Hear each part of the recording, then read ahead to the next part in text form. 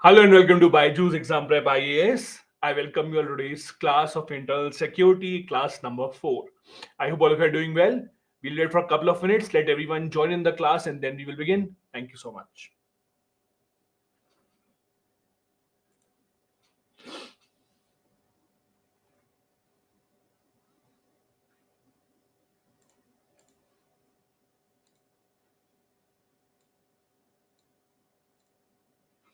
Good evening, everyone.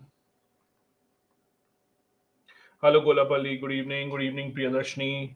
Hello, Satyapal, Megha, Vanjinathan, good evening. Hello, Meshak, hello, Veer, Preetham, good evening, Nikita, Anushka. Hi, Lagima, Arnab, hi, Padarvinda. Good evening. Hello, Suomo. Hello, Gunjan, Roshan, Harshita. Good evening. Good evening. Hello, Soham. Good evening. Hello, Vasundra. Hello, Pablo. Good evening. I'm good. Thank you. Hi, Pallavi. Hello, Anamika, Rifa, Mansa. Good evening. Good evening. Good evening. Hello, Rashri. I'm questioning what is a competition in terrorism for getting funds? How do they do that? Ankush, getting funds in any field is a competition. You have to prove to your funder that you are the most competent authority. Be it a startup and you go to Shark Tank, or be it when you're a terror activity and you're trying to get funds. So you have to prove to them that we are the ones who cause the most damage. Hello, Muni. Hello, Manam.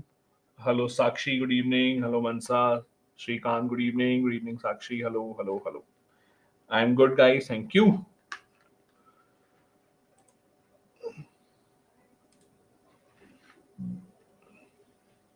Hi, Pihu. Good evening. Good evening.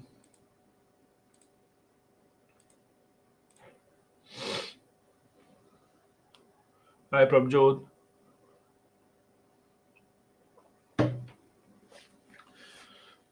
Hi, Roshni. Good evening. Good evening.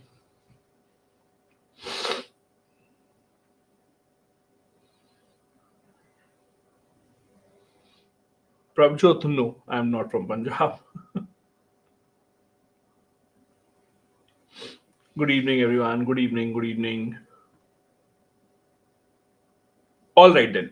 So, again, hi, Ashay. Good evening. I hope all of you are doing good, and I hope your preparation is going right on track, especially amongst you. If there are people who are planning for this year's, that is 2024 attempt, seriously, I wish you all the best, and I really hope you have filled up the form, you are on track with your test series preparation as well. Make sure, especially if you're aiming for the 2024 attempt, give a lot of tests in the last couple of months, 2 months and a half. It matters a lot how many questions you solve, because you train your mind accordingly. Make sure you keep on practicing test after test. Make sure you read the explanations well. Make sure you understand what are the kind of questions that can be asked. Because, see, again, at the end of the day, UPSC does not select you on the basis of how many books you have read. They select you on the basis of how many questions can you solve. So even if you have not read anything but you can solve questions, at the end of the day, that is what matters.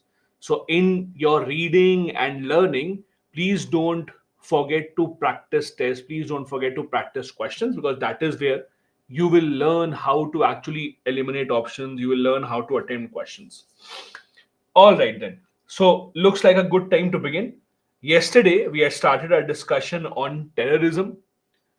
We mainly talked about two big things yesterday. The first big topic yesterday was about terror funding. We discussed the problem of terror funding.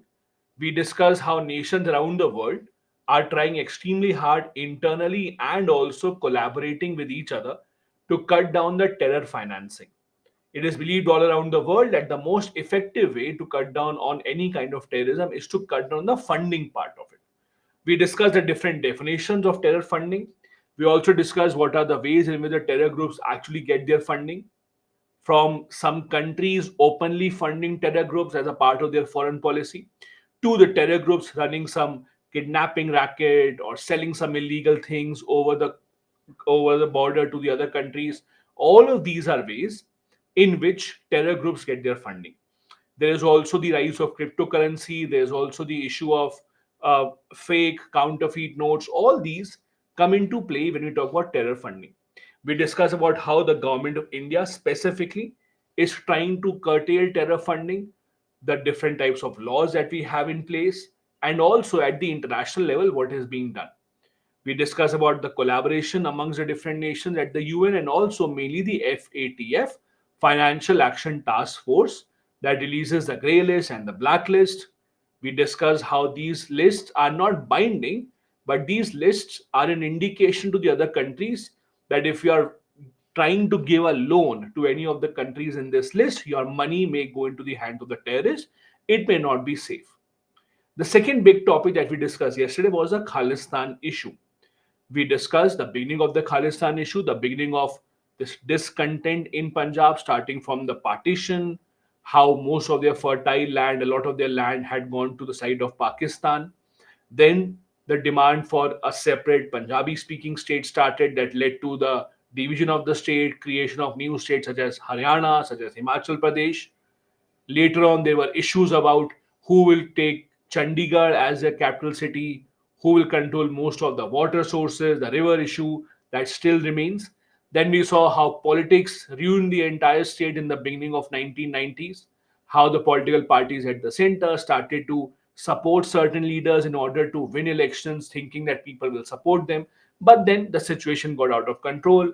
That led to the Blue Star operation, that led to the assassination of the prime minister as well. We discussed how after 1990s the issue has died down considerably. There is still demand about Khalistan, but that is mostly from outside India. Then we discussed about the role of Canada here, why Canada is so much in the news with respect to our internal security matters. Why is it that they seem to care so much, and why is it that they seem to interfere time and time again? Why is it that from the highest office, that is the Prime Minister's office, there are statements given about India's internal security matters? All this we had discussed yesterday. The role of politics in Canada, how the Sikh population in Canada has become a very significant vote bank for the politicians, how this politics of cash donations come into the picture. This is what we had discussed yesterday. Now we are starting again, continuing from where we had left yesterday, starting another topic in India's internal security threat, which comes under terrorism, that is insurgency in Jammu and Kashmir, or cross border terrorism in Jammu and Kashmir. In this topic, we will be discussing what were the events that led to this growing insurgency in Jammu and Kashmir, and more specifically, see, when the UPSC asks you a question, please understand this. We will be discussing a lot of issues so far in India's internal security. For example, we have discussed about Naxalism, we have discussed about the Khalistan issue. Today, we'll also discuss about Jammu and Kashmir. Most probably today itself, we'll start with the northeast part of India, the northeast insurgency. Please understand, while in all of these issues, I will tell you the background of it. I will tell you how the problem started, where we are. But please understand, from the UPSC examination point of view, in 95% of cases, the question will never be about how the problem started. The question will be about the government's effort to stop it. The question will always be about the government's efforts now, or if there is anything recent that has happened. In very, very few cases, they will ask you how the problem started in 1950, 60, 70, 80. The reason why we still discuss the background of the issue is for your own understanding. Because if you don't understand how the issue started, if you don't understand the background of all these events, it will become difficult for you to connect to what is happening at present. But again, if you see that pattern in the UPSC question papers in GS3 from internal security, the questions mostly will be what is the present status of the issue, number one, and what is the government doing about it? What are the efforts being done? What are the suggestions that you suggest? So the questions will mostly be about the solution oriented part of it. So, right now, as we discuss all these issues, please make sure that you understand the background. That is fine. But when the question comes in, the focus mostly from the UPSC side will be on the efforts by the government and will be about the suggestion that you can bring in. On that note, let's see and let's begin the topic that we have for you. The first one, Jammu and Kashmir insurgency or the cross border terrorism. Now, I'm 100% certain that everyone in the class today would at least know a bit of history about Jammu and Kashmir, how India got partitioned, and the issue that started with Jammu Kashmir. Is there anyone who is not familiar with how the Jammu Kashmir problem started? Is there anyone who is not familiar with how this issue started entirely? I hope all of you know this. You would have read this in multiple subjects, in postmodern history, yes, in polity, yes. So, in most of the things, yes, you would have basically heard about this. The role of Maharaja Hari Singh coming into picture, the instrument of accession being signed, being delayed, etc., etc. So, I will not go into that. So, I hope all of you know about that. Now, what we will be discussing is the present status of Jammu Kashmir, how the problem started in the contemporary times. So, since 1947, since the time that India got partitioned into multiple parts, Pakistan got separated, India got separated, Jammu Kashmir has been a bone of contention. Pakistan still today believes that no, they deserve to control Kashmir. Pakistan still says that they don't believe in the instrument of accession signed by Maharaja Hari Singh. However, even with all of that, even despite all of those things, the relationship between India and Pakistan, again, if you see relationship between India and Pakistan, from 1947 till 1971 was not that bad. The relationship was not that bad between India and Pakistan till 1971. And when I say not that bad, means there were open borders as well. Means from Kashmir, you could just drive a car and enter towards POK, Pakistan occupied Kashmir. From there, you could come here as well. So, till 1971, despite the fact that till 1971 we had already fought multiple wars, we already had the Kashmir dispute from 1948. We already had fought the 1965 war. But even then, till 1971, the relationship was not that bad. The relationship became bad after 1971, and that too gradually. Why? Why not before that? Why after 1971? Now, understand this from Pakistan's point of view. If you look at Pakistan's history books, in the history books of Pakistan, what they teach their students, as per their history books, Pakistan has won all the wars against India. Now, you may be surprised, but as per Pakistan's history books, they won the Kashmir War 1948, they won the 1965 war, Kargil War, obviously they won. How could India defeat them? So, in all the history books of Pakistan, their version is that they won all the war. However, the one war where they cannot claim that they won was the 1971 war. Why? Because 1971 was a war where there was a proper surrender by the Pakistan army. In 1970, there was a proper surrender. You would have all seen those photos as well. There was a proper surrender by Pakistan army. So when you have all this evidence, there was a proper surrender, official document was signed, official surrender document was signed. So now you can't claim that you won the war.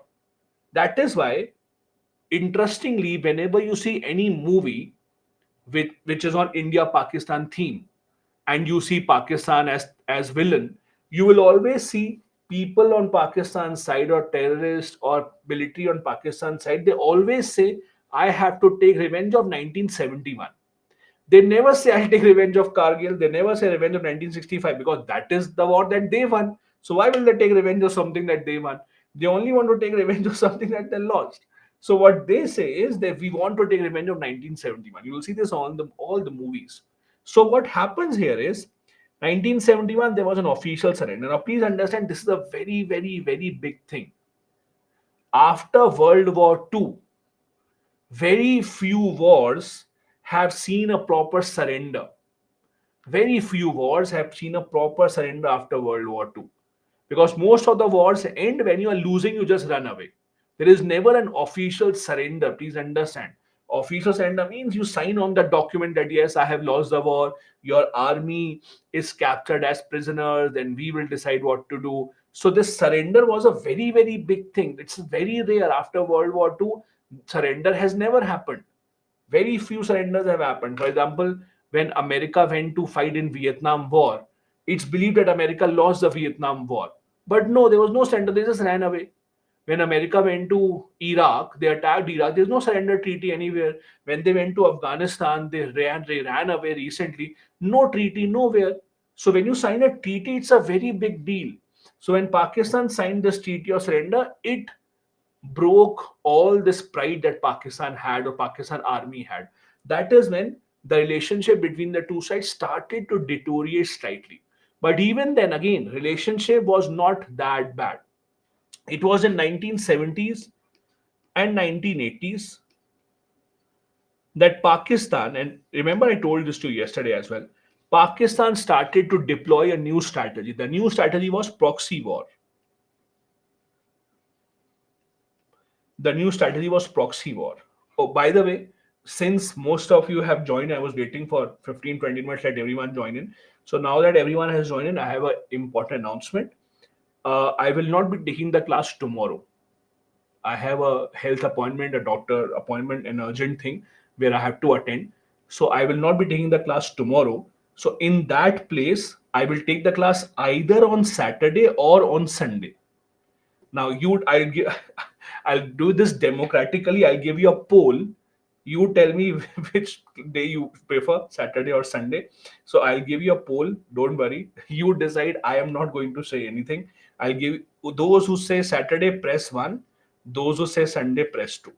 Okay, I'm giving you the option Saturday or Sunday. Press one or two. I'll just give you a poll here because again, I don't want anyone to feel so. Okay, there's a 10-second poll in front of you. Just tell me as per the poll, whatever you decide.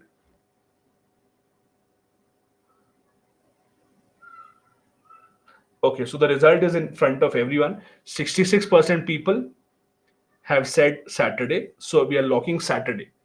Okay, so we are locking Saturday. And again, I asked you, I'm fine with everything. I don't mind. So Saturday, the same time we'll have the class. Okay, so Saturday, the same time we'll have the class. If anyone is inconvenienced by that, I'm sorry in advance, but this had to be done.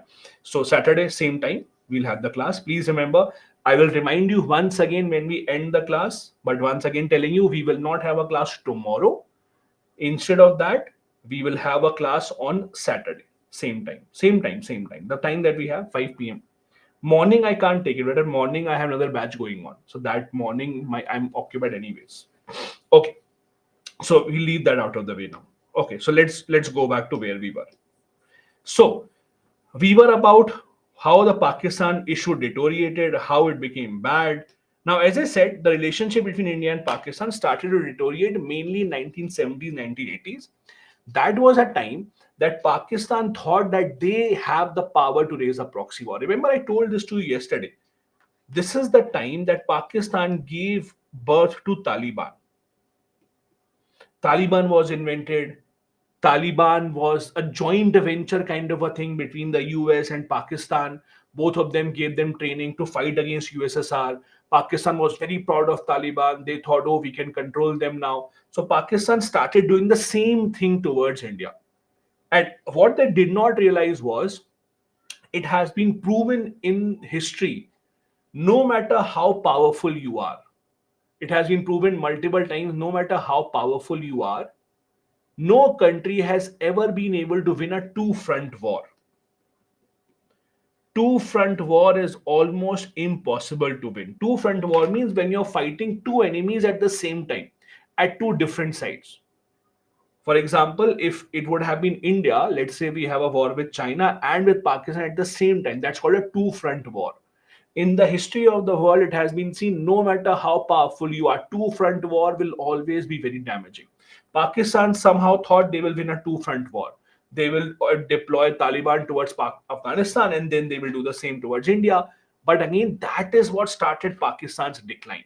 I told you yesterday also, till 1965, an average Pakistani earned 60% more than India. If Indian earned 100 rupees, a Pakistani used to earn 160 rupees till 1985. That is when the deterioration started. So again, Pakistan's proxy war started here, and this is when the relationship started to become bad. Now, this also has to be seen in the context of one landmark movement. In Kashmir's history, whenever it is seen that what was that one event that led to the problem becoming big, everyone will tell you the problem was 1987 elections. Anyone who knows about Kashmir talks about 1987 elections. Everyone who is an expert in this issue will agree 1987 elections are the elections that led to the big problem in Kashmir. Now, what exactly was happening? Let's try and understand this in a bit. So, 1987 elections were widely believed that this was an election where there was a lot of outside interference. Outside interference, not by Pakistan, by the way, outside interference from the side of India, from the side of the center government. Now, this is where it becomes interesting. Please try and understand what I'm trying to tell you here. So, 1987, there was state elections. Now, in state elections, there were one party, there was the Congress, one party, there was a Congress, and there was one coalition called MUF. MUF was Muslim United Front. Muslim United Front. Then there was another party, that National Conference, Sheikh Abdullah's party. So there were three main parties that were fighting election. Now, please understand this. The most popular party was a National Conference, Sheikh Abdullah, Umar Abdullah, their party. Indian National Congress was trying to make inroad, they were trying to get more votes.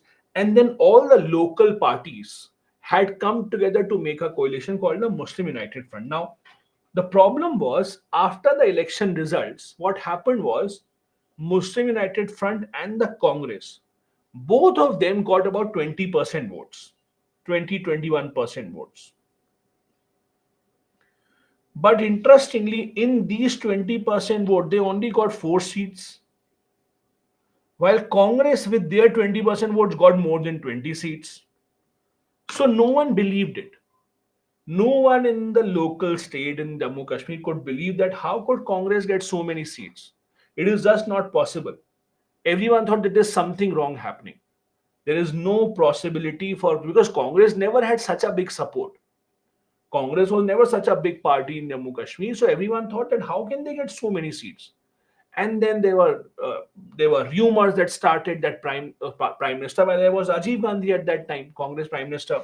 So everyone thought that something wrong is happening. So it was found out that apparently Rajiv Gandhi and the Congress had asked some election officers to do some rigging, and it became a very big issue. It is said that this was the beginning of insurgency problem in Jammu and Kashmir.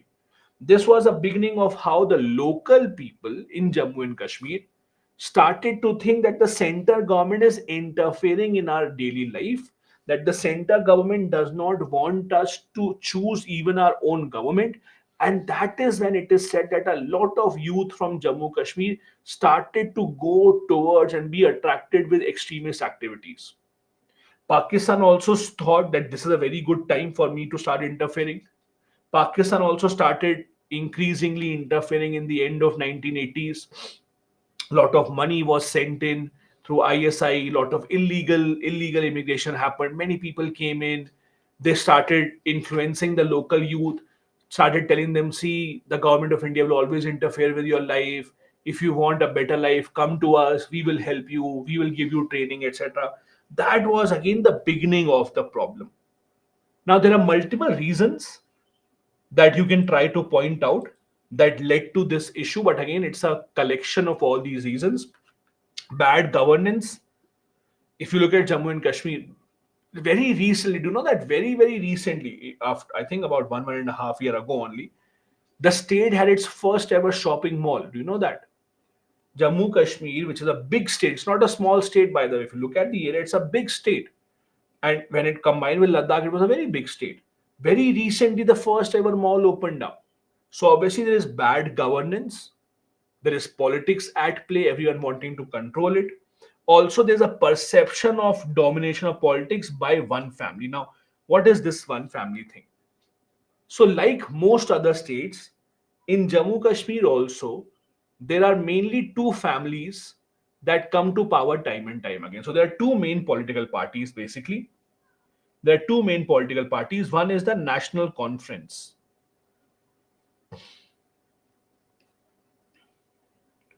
and second is the PDP,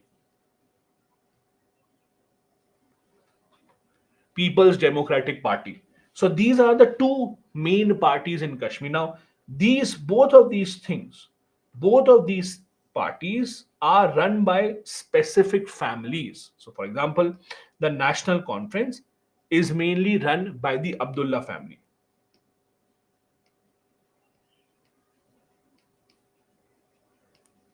and PDP is run by the Mufti family.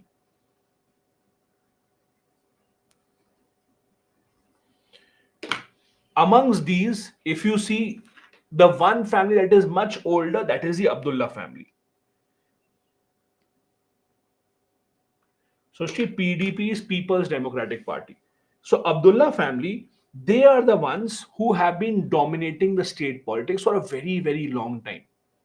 In Indian polity, you would have read about the role of Sheikh Abdullah. Remember Sheikh Abdullah, who fought against Maharaja Hari Singh. He was a friend of Nehru. He was the one who said that Kashmir should be a part of India. So Sheikh Abdullah was the founder of this party. This party was called Kashmir Conference. When the party was first formed, the name was Kashmir Conference. It was Nehru who convinced him to rename the party, and it was renamed to National Conference. So the party has been going on for a very, very, very long time. The founder of the party, Sheikh Abdullah, he was a leader. Then his son, Farooq Abdullah, he also became the chief minister. Omar Abdullah, his son, has also become the chief minister. So the family has had three chief ministers so far. That is why when you have only one family dominating a state, and then you see the state not getting a lot of development, you straight away blame that political party. There was a PDP as well. It's a more recent party. It's a party that is led by Mufti Muhammad Saeed. Mufti Muhammad Saeed was the chief minister of Jammu Kashmir. He also was the home minister of India for some time. He was, in fact, a Congress leader. Then he became angry with the Congress. He left and he made his own party. So in Jammu Kashmir, there are not a lot of options, and this is also one of the reasons that there's a lot of dissatisfaction with one political party being run by one family. The 1987 elections, as I told you, it is widely believed without any doubt that there was a wide scale rigging of the elections, that the center government interfered in the elections. They made sure that what they wanted was the result. They made sure that what who they wanted to defeat was defeated.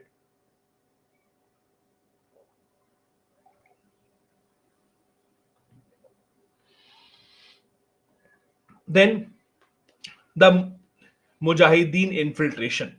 We have talked about this in 1980s. When the Soviet Union was defeated, they went back. Pakistan thought they can deploy the exact same strategy towards India. Try to make sure that people are trained to take revenge, people are trained in violence, and they're sent towards India. All of this, in fact, this has also led to a lot of economic trouble for Pakistan. If you look at the Pakistan's current situation, I'll tell you a couple of things about Pakistan. Number one, Pakistan is called in the international affairs, they're called an IMF edict. Pakistan is called an IMF edict. So after every few months, they go to IMF. After every few months, they go to IMF. So they have gone, I think, 27 times or something like that. They have been to IMF. They just keep on going there. They keep on saying that we have to take a loan now. There was a very famous professor of international politics, very, very famous professor. You might have heard his name, Professor Stephen Cohen.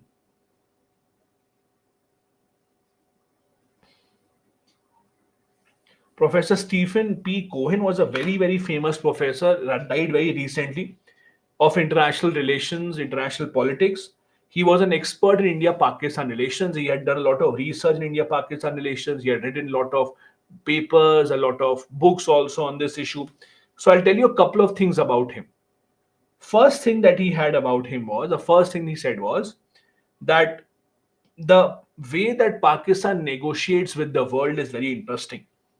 So when Pakistan goes to the IMF, or when Pakistan goes to America to ask for a loan, their style of negotiation is, see, I am putting a gun on my head. If you don't give me money, I will shoot. So now there will be blood everywhere. You will have to clean it. Don't ask me then, because I warned you already. So that's how they negotiate. That I have the nuclear bomb. If you don't give me money, I don't know where my bomb will go. I don't know who will come and steal my bomb. So don't tell me I did not tell you later on. Okay. Now you decide if you want to give me the money or not. So this is their style of negotiation. Other countries negotiate by saying, give us the money, we will develop our country, we will do good trade, we will improve. No. Pakistan is like, if you don't give me the money, I'll become even worse. So decide what you want to do. If you don't give me the money, then I don't know what will happen. So this is what he famously used to say. And then he has one more line that you can, and these are all authentic lines you can use in the exam as well. Stephen Cohen had one more very interesting line. He said, Pakistan has the greatest army in the world that has never won a war. So Pakistan's army is the greatest army in the world that has never ever won a war. So again, this is how Pakistan's situation is. That it's again their army is not weak. It's a very strong army till 1980s. In fact, they had better weapons than India. Till 1980s, they had a lot more technology, but it all started to decline because even today, over half of their annual budget just goes to defense, and in that defense also it's mostly the money that is going to ISI and then deploying it against India. So the problem is that they're stuck at Kashmir. They are not thinking about anything else. The obsession that they have with Kashmir has led to them not focusing on anything else. Now, this has led to problems in Kashmir without any doubt. There has been the issue of the killing of the Kashmiri Pandits. There have been movies written on it, there have been documentaries made on it. It was in the beginning of 1990s, end of 1980s, that they were targeted killing of Kashmiri Pandits. They were forced to leave the state, and many of them have still not come back. 1990s was where the large scale deployment of security forces began. Now, since then, security forces have not come back. Now, understand this also. See, India and the situation in Jammu and Kashmir is very unique in the sense that in no other country you will see army being present within our country. Please understand this idea. The job of the army is not to be present within our own territory. The army is only called in at the border when they have to fight the enemy. That is the definition of army. The army in any country around the world, the army is not deployed within the territory. Army is usually deployed at the border to fight external enemy. But see what's happening in case of Jammu Kashmir. In case of Jammu Kashmir, because of the instability, we have army deployment within the state at such a large scale. That has led to a lot more problems. That has led to problems of people not trusting the armed forces. That has led to issues of human rights abuse. That has led to the issues of army also being attacked. All of these have led to big problems in case of Jammu and Kashmir and their confrontation with the army. The rise of terror is a reality. We have seen multiple terror attacks being carried out in India, many of them in Jammu and Kashmir. This is why the government also can't take the army back. It's one thing to say, yes, army deployment is too big, we should bring them back. But the reality is, you can't bring the army deployment back until you believe that the situation has come under control, which is not the case, at least right now. There are multiple terror groups that are operating in this area. You don't have to go into detail of that. But there are multiple terror groups that you keep on hearing about. For example, you keep on hearing about IM, Indian Mujahideen. You keep on hearing about Lashkar-e-Taiba, Jaish-e-Mohammed. All these are terror groups that have been active in this area, that have carried out strikes of different types. Now, one more thing that has happened, it's not that India Pakistan have not talked.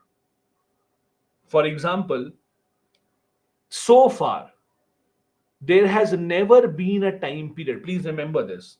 So far, there has never been a time period ever when there have not been India Pakistan talks, either back channel talks or somewhere else. So basically, recently there was a book released. I don't know if you have heard of this. There was a recent book released by a retired IFS officer. The IFS officer's name is Satinder Lamba. I don't know if you have heard of him, Satinder Lamba, very famous IFS officer, Indian Foreign Services officer.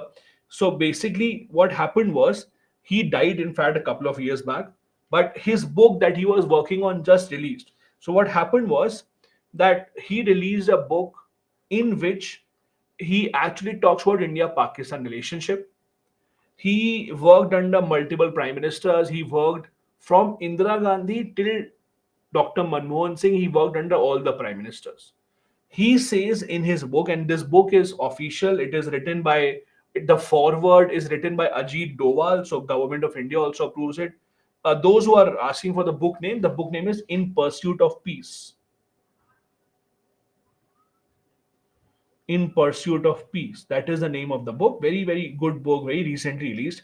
So, In Pursuit of Peace. So, this book, the foreword is written by Ajit Doval and Manmohan Singh. So, government approves it. So, in this book, what does he write?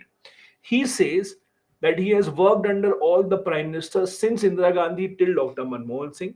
And he says that under no prime minister has India Pakistan communication ended. Never. You might not see this in the media, you might not see this in the report, but every government continuously has communication with Pakistan. Unofficially, there are always back channel talks that are happening. He says that every prime minister, whenever they have come to power, have tried to resolve the India Pakistan dispute. They have never said we will not talk. They have never said, oh, I will not talk, let's see what happens. No. Every prime minister in the history of India has tried to open communication. You might not see this in the news, but these are called back channel talks, where some official from our country will go to a third country. For example, Ajit Doval has met Pakistan's national security advisor multiple times. It doesn't come in the news. They meet in third countries. They meet in the UAE very often. They meet in Qatar very often. They have even met in Russia multiple times. So these are all secret meetings that come in the news later on. 1 year later, 6 months later, you hear about these. So India Pakistan talks have always gone on, and there have been multiple agreements signed on ceasefire. Ceasefire means both the sides agreeing that we will not shoot across the border. Now, the problematic part is that mostly these ceasefire agreements have not been upheld by Pakistan. Even after the ceasefire agreements have been signed, we see Pakistan violating it. We see Pakistan still training the terrorists, etc., still not stopping. But the interesting part is, in 2020, around 2021, there was another ceasefire sign that Touchwood has maintained well. Since 2021, the ceasefire agreement again was re-signed, and that has maintained well. We have not seen many violations from either of the two sides. We have not seen open firing from either of the two sides, which is actually a good thing. It is actually a good thing, because the problem is when these cross-border firings open up, the attack on people living nearby the border areas, that is the biggest worry. People start leaving their homes. People start, because they don't know when they will be attacked. They don't know when the shooting will start. They don't know when they will have to face some other weapon. So there has been a lot of movement from the border, but in the past 3 4 years it has been quite considerably. Now let's focus on what have we been doing. As I told you earlier as well, UPSC questions mainly focus on the efforts from the side of the government of India, the suggestion, the solution part, and not really about the problem part, not really about why is it happening, how did it start. History is not really asked in internal security mostly. So, what is the government trying to do? First, the government is trying to ensure comprehensive building confidence building measures. You will see this in newspapers and news articles. It is known in short form as CBM. You will see the CBM is done, CBM is conducted, government is doing a CBM. What is CBM? CBM is confidence building measure. This is a short form that is very often used. So government is trying to build confidence, not just with Pakistan but also within Jammu and Kashmir. How? Let me give you some examples. Multiple prime ministers from India's side have tried to open up communication with Pakistan. Atal Bihari Vajpayee, when he was a prime minister, we started a bus service from Amritsar to Lahore. Prime Minister himself went on this bus. Do you know that? And I'll tell you a very interesting story about that also. So Atal Bihari Vajpayee was the prime minister here. Nawaz Sharif was the prime minister there. So Atal Bihari Vajpayee asked the Pakistan prime minister that I'm coming on the bus. I'll bring my ministers also, and we will show the world that we are friends and we can have better understanding, etc. So Atal Bihari Vajpayee asked Nawaz Sharif, "Do you want me to bring something? Like when you go abroad, you ask your friends, right? Do you want me to bring something? Should I bring something for you?" So Nawaz Sharif said, "Yes, I have a request." So what was the request? He requested, "Can you bring Dev Anand with you?" I hope you know who Dev Anand was. I don't know. I don't. If you don't know, ask your parents. They will tell you. If you don't know, ask your parents. They will tell you. Or even your grandparents. You ask them, they will also know. So Dev Anand, very, very, very famous Bollywood star, very famous Hindi movie star, very famous. Starting from 1940s, 50s, 60s, 70s, even in 1990s. Very famous star, very famous actor, basically. Very, very famous. So ask your parents, grandparents, they will know. So what happened? Ashe, not Devanand Sagar. Devanand Sagar is different, man. Dev Anand. Ask your parents; they will tell you. So Nawaz Sharif, the Pakistan Prime Minister, had this request: "Can you please bring Dev Anand with you? I'm a big fan." So our Prime Minister requested Dev Anand, "Can you please come?" Dev Anand said, "Yes, I will come." So he also went. And the news is, the story is, when when the bus went to Pakistan, all the camera people were only after Devanand. No one knew, no one was interested in Prime Minister, no one was interested in the minister. Everyone was like, "Oh, Devanand is here, let's click a photo." So again, there have been multiple attempts done by India to build more confidence. I'll give you one more example of Narendra Modi. When Narendra Modi, in the first term, when he became the prime minister from 2014, what happened was, he was coming back from one of his foreign trips, and all of a sudden he decided, "I will land in Pakistan." No plan, nothing. Even Pakistan was not informed. All of a sudden, they in the from the air they called Pakistan. Okay, so we are landing. So why? Because apparently in Nawaz Sharif's home there was a wedding. There was a family wedding in Nawaz Sharif's home. So apparently he landed without telling anyone. And then all of a sudden they had to come in. They received him. He went to Nawaz Sharif's house, basically gave blessings, and then he came. So again, it's not that he was hungry, so he landed to eat. It was not that he wanted to dance in the wedding. No, it was done because it's a part of confidence building measure. It's a part of confidence building measure that, see, we want to improve relationship with you. But the problem is, despite all of that, from Pakistan's side, it has not been reciprocated. That's a big problem. See, you help a person once, you extend your hand once, twice, thrice, but at the end of the day, you also want them to reciprocate, right? You can't always be the big brother. Yes, you can say, "Oh, you are the big brother, you should first initiate." So India does initiate multiple times, but you can't expect India to keep initiating when the other side is not even responding. That becomes a problem. The other side is, between India and Pakistan specifically, and then we'll move ahead to Kashmir. One other point is, when India and Pakistan have a talk, the problem is Pakistan says, "We will first talk about Kashmir and nothing else. We don't talk about Kashmir." India says, "Let's talk about other things also. Let's talk about improving trade. Let's talk about improving. Let's talk about opening up the border. Let's talk about seeing how can we reduce any hostilities. And once we build confidence, once we are on good terms, we can remove the problem of Kashmir as well. We can solve that." But Pakistan says, "No, Kashmir or nothing else. We will only talk about Kashmir. We will not talk about something else." And that becomes a problem. That when you are not ready to talk about anything else, you're stuck on one issue. that is difficult to solve, that becomes a big problem. Anyways, government apart from that has also been trying to build people to people contact with Jammu and Kashmir. Those who are active on Instagram, and I'm sure all of you are active on Instagram, because where else would you be active? So if you're active on Instagram, you might have seen these days Sachin Tendulkar releasing a lot of reels in from Jammu Kashmir. He was playing street cricket. You saw that, and then he went to a bat factory in Kashmir. Did you see that? Those who have not seen it, don't worry. It's good that you're not active on Instagram. So those who are active on Instagram, you would have seen such. At least you know who Sachin is. Don't tell me you don't know who Sachin is. You know Sachin, right? So Sachin Tendulkar, the famous cricketer. So basically, he released some reels in the past few days that he's in Kashmir playing street cricket with local people. Then he went to a bat factory in Kashmir. Where has he gone, or who has taken him? He has not gone by himself. He has not gone by himself. So basically, he went there as a part of this program by the Indian Army.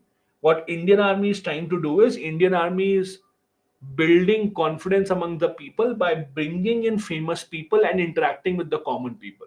So Sachin went there. In this entire itinerary, this entire visit was planned by the Indian Army. That is an example of increasing people to people contact. These are all examples that you can quote in the exam. If the question comes in, how is the government trying to improve relationship with Jammu Kashmir, trying to build more confidence with the relationship of Jammu Kashmir and local people, you can give examples like these of celebrities being made to visit Jammu and Kashmir, like Sachin Tendulkar recently visited. All these are examples that you can quote. The government is also taking efforts to reunite separated people from both sides of the border. So if this is, again, my drawing is very bad, so please don't judge me on that. If let's say this was something like Kashmir. Oh, what is this, man? This is even bad from my standards. Wait. Too bad. Let me try and do this again.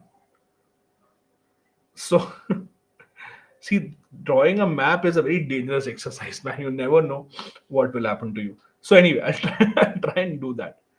So if this is, let's say, something, you understand the idea, right? Let me not go into that. You understand the idea. So basically, if this is the map of Jammu Kashmir in the north part, yes, Asha, I'll call Mukesh sir. Mukesh sir will help me with that if he still picks up my call. So anyway, so from this part, now you all know from Jammu and Kashmir, mostly this part is occupied by Pakistan, right? So this part is Pakistan occupied Kashmir. Pakistan occupied Kashmir. Now, what has happened is, as I told you, till 1971, the border was open. Till 1971, people could come from here to here, people could come from this side to this side. Till 1971, the border was open. So, there are many families where half of the families live on one side, other half lives on the other side. It was kind of an open border. But as the situation started to deteriorate between India and Pakistan, this border was closed down, and it is closed down even today. So what has happened is families have been divided. So for example, Muzaffarabad, Rawalkot, all these are towards the POK side. All these are towards Pakistan occupied Kashmir side. On the other hand, we have tried to start bus services. India has tried to initiate a bus service so that from Srinagar you can go to Muzaffarabad, from Poonch you can go to Rawalkot. But again, these kind of initiatives can only be successful if both the sides agree to this. It can't just be that India tries to do this and India tries to open this up. It can't really be that the other side is not responding. Lakshya Singh, which army is present in POK? Lakshya is Pakistan occupied Kashmir, so obviously Pakistan army only, beta. Pakistan army controls the POK, Pakistan occupied Kashmir area. The government of India has also tried to offer support whenever possible. So a few years back, there was this huge earthquake in Pakistan occupied Kashmir area. Because in this area, there's not a lot of development. Because of this earthquake, there was a lot of loss of life. Indian government offered to help. We offered that we will send some we'll send some issues and we'll send some medicines, etc. But again, that was declined by Pakistan. Sri Lata, no, mapping is not important in this subject. That's why I'm teaching you. If it would have been important, I would not have been teaching. Trust me. So no, mapping is not important in this subject at all. Why do you see again? Not praising myself, but call any random person in the class and ask him, what do you think of the map? Where do you think this area is? 99% will say it's Jammu and Kashmir. Okay. So you don't need to be critical of myself. I tell you, you can call anyone. 99% people will say it's Jammu and Kashmir. Other 1%, I don't care. Anyway, so let's come back. You don't need to draw the map. Don't worry. It's for your understanding. As long as you understand, good enough. The government of India also has been launching periodic dialogues with separatists. Now, who are the separatists here? Who are the separatists? So now, understand it's a very critical issue in Jammu and Kashmir. Please understand this idea. So in Jammu and Kashmir right now, there are different groups. There are different groups. So one side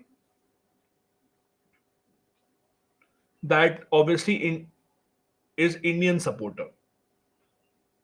One side supports India, that yes, whatever Indian government is doing is right. Then there is side number two, that are Pakistan sympathizers, and then there's side number three, that are called separatists.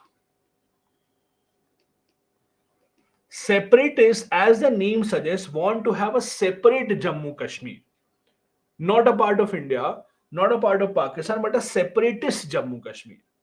That we want to have a separate territory of our own without being into any one of the two. Now, logically speaking, Pakistan should not agree to this. Like Pakistan's aim should is obviously to integrate Jammu Kashmir with their country, but in reality, what happens? Pakistan supports them also. Pakistan supports them as well, because the idea that they have in their mind is once Pakistan is able to separate Jammu Kashmir, maybe then it will become easier for them to integrate that into Pakistan. So there is a group in Jammu Kashmir, some leaders, some political parties, they are called the separatists. You might have heard of a name called Hurriyat. Have you heard of this name? Hurriyat. Have you heard of this? Okay. Okay. If you've not heard of this, no worries. So Hurriyat is a basically an umbrella of small political parties that are mainly separatist parties. So you will see in the news Hurriyat leaders. Hurriyat leaders, you will see this in the news time and time again, that government is having a meeting with Hurriyat leaders, or Hurriyat leaders have been jailed, or Hurriyat leaders have done this and that, etc. So this is the control of Hurriyat leaders. So Hurriyat leaders are the ones who have been spreading this agenda of separating from India, because they want that we should have our own autonomy to decide what should be the future of Jammu Kashmir, and Pakistan has been supporting them. Hurriyat leaders mainly don't fight elections. Rather than fighting elections, they claim that people support us, but they don't really fight elections as such.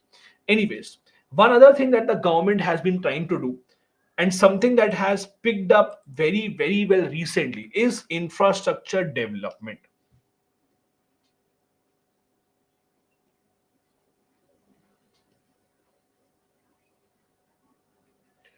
Now, the one thing that you have to appreciate again, doesn't matter which party you support, doesn't matter which party you don't support, but the one thing that you have to appreciate with the present government is that the kind of infrastructure building that they have done, especially in Jammu and Kashmir, is unparalleled. The amount of infrastructure that is being built in Jammu and Kashmir in the past few years, it is unparalleled. The state has never ever seen such a huge infrastructure building at such a fast pace. And this has had a drastic impact.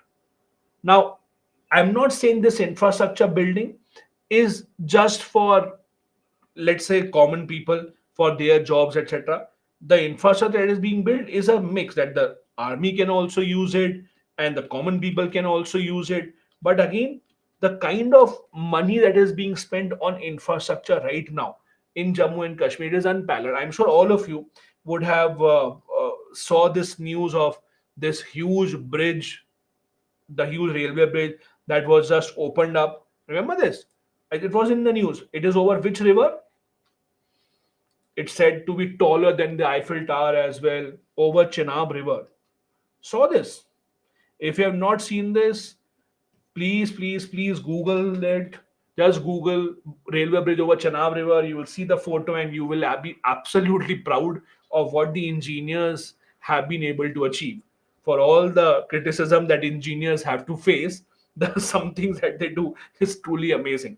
So, anyways, so basically, what has happened is there's a lot of infrastructure building. Now, how does that help? How does that? I'll give a very simple example. How does that help? So, again, I'm so bad at making 2D drawing, so I don't know how to make a 3D drawing for you. So I'll not make a 3D drawing. I'll try and explain this to you by my hand. So let's say this is a mountain. Okay. Now let's say this is a mountain. So what happens is, let's say this is a mountain. You are here and you have to go here. Okay. So from here to here, how do you go? You basically go around the mountain. If this is, I wish I had paid attention to drawing, man. Okay, I'll try and do this. I'll try and do this only on special demand. So if this is a mountain, so if this is a mountain, basically, so if you are here and you have to go here, how do you go? You basically go around the entire mountain. If there are roads, etc., either you go on top and then you come to the bottom, or if you go around the mountain like this, it would take, for example, let's say the journey takes 5 hours. So what the government did was, government basically built a tunnel under the mountain. So what they are doing is, they will basically start removing the mountain from here. They'll start building a tunnel here in the mountain underneath, so that you can have a straight line distance. So this 5 hour distance will be cut down to what, 20-25 minutes. This is what is happening in Jammu Kashmir right now. A lot of these distances are cut out drastically. They are being cut out drastically. So what's happening is, these long distances, long journeys of 3 hours, 4 hours, 5 hours are being cut down to half an hour, 40 minutes. So what is happening is, because of this, there is a lot of infrastructure building, and that with these kind of things, it increases the chances of you having a better business, having a better opportunity, traveling to from one place to other. So all of that is commendable, which is happening from the side of the government in the past few years. And again, if you have not seen it, I will again advise you, please do Google the river bridge or the railway bridge over Chenab River. If you have not seen it, you'll be very, very proud to see what we have been able to achieve. One of the highest railway bridges in the entire world, earthquake resistant and everything else. So again, this is an example of what has been done. Now, this infrastructure building has multiple purposes. Infrastructure building near the border has multiple purposes. One big purpose is to enable our armed forces to reach to the border areas quicker. Because with the armed forces, the time that they take to travel a certain distance is extremely critical. If you take longer time, you would not be in a position of advantage to reach the border area. So the quicker that you reach, and not just reach with weapons, reach with heavy artillery, the quicker that you reach, the better it is. Now imagine, if there is a problem at the China border and army has to go around the mountain, it will take 5 hours for them to reach that. And if they go under the mountain, only 40 minutes. Now imagine the impact it would have on our national security. So what is happening is, number one, the government scheme of infrastructure building has been helping our armed forces and also the common civilians as well, who want to travel for job and work, etc. Apart from that, government has also started multiple schemes of skill development and employment generation as well, In 2012, there was a scheme started called Himayat that the government thought will be helpful in building more infrastructure, because even today the reality is the state or the unit that your Jammu and Kashmir does not have a lot of job opportunities. See, it's easy to understand why there are not many jobs in Jammu and Kashmir. It's an area where there have been very often internet outages. The government just bans internet whenever they see any trouble. Imagine if you have a business in an area where you have invested so much money, and all of a sudden the government comes and they just cut down the internet. How will your business run? Obviously it will be problematic for you to run your business. That is why we have not seen much investment in the area from private sector, because you are never sure if your investment is safe. So government is trying to give a push to tourism industry, allowing people to earn more money as guides, as someone who has a let's say guest house or a hotel, etc., as a car driver. It's more to give the push to employment. Now this is one example of what are the different types of things that are happening. This is an example of under construction rail tunnel, which will be the longest in India. So it's a rail tunnel. Again, these tunnels are being built under the mountains. It's all being done under the mountains. So it's extremely, extremely dangerous. It's not that easy. It is difficult. One of the you all would have seen those workers that were stuck under the tunnel. Remember, workers stuck under a tunnel, and there was Silkyara tunnel. Remember the Silkyara tunnel thing. So what were the workers doing? That was a similar kind of a project in the Silkyara tunnel, when you had these kind of issues of workers being stuck under a tunnel. It was the same kind of issue, or it was the same kind of project wherein the construction was happening to build a tunnel underneath the mountain ranges. And that happens here as well. Now, there have been multiple later developments in the past few years. Article 370 abrogated. 2019, the government changed the status of Jammu and Kashmir. Jammu and Kashmir was divided into two parts. Jammu Kashmir, Ladakh got separated. And more importantly, Jammu Kashmir was converted to a union territory. Now, this is the first time ever in India's history that a state has been converted to union territory. Please remember, earlier there has always been a union territory converted to state. But first time ever a state has been converted to union territory, which has never happened earlier. But it has happened in case of Jammu and Kashmir. The government's argument is that they need to bring the situation in control. It's a critical area, so the government needs to control it. But the government has also clarified that this is not a permanent change. The government has clarified that we would go ahead and consider and basically name it as a state later on, but right now it's still a union territory. Then there have been other attacks that have happened earlier. Again, the UPSC will not ask you specifically about any attack. Apart from Jammu and Kashmir, there have been other issues of terrorism that we have seen in India. Multiple cases of terrorism, multiple cases of terror attacks in India. And I said earlier as well in the first class, terror related activities are mostly targeted to ensure that as many people that are harmed, the better is the outcome from the terrorist point of view, because it helps them to spread this terror. That is why you will never see a terror attack in the rural areas. You will see the terror attacks in high profile areas, more populated. You will see areas wherein you do not have wherein the people have a sense of security, wherein there are big cities. This is where the attacks are carried out. All these are examples of the attacks that we have seen recently. Are you familiar with this IC814 hijacking? Any okay, surprise, you don't know what is IC814 hijack? Okay, okay, okay. Okay, so this was a, yeah, obviously Sakshi, plane hijacking. What else will you hijack if not the plane? Okay. Okay. So those who don't know, okay, those who don't know, I'll tell you. So those who don't know, I'll tell you what happened was this is 1999. So 1999, there was an airplane that took off from Kathmandu. It took out from Kathmandu. No, Bhimar guy. First, it was not the Nirja Bhanot one. Nirja Bhanot airplane was Pan America. That was American airline. Gee, I can read everyone's message. And no, Vidyut Jambal's movie is different. That is on a different thing. So there was a plane in 1999 started from Kathmandu, supposed to land in Delhi. So supposed to land in Delhi. So what happened was when this plane took off, this plane was hijacked. There were about five hijackers from Pakistan, and the idea was that this plane they did not want to land in India.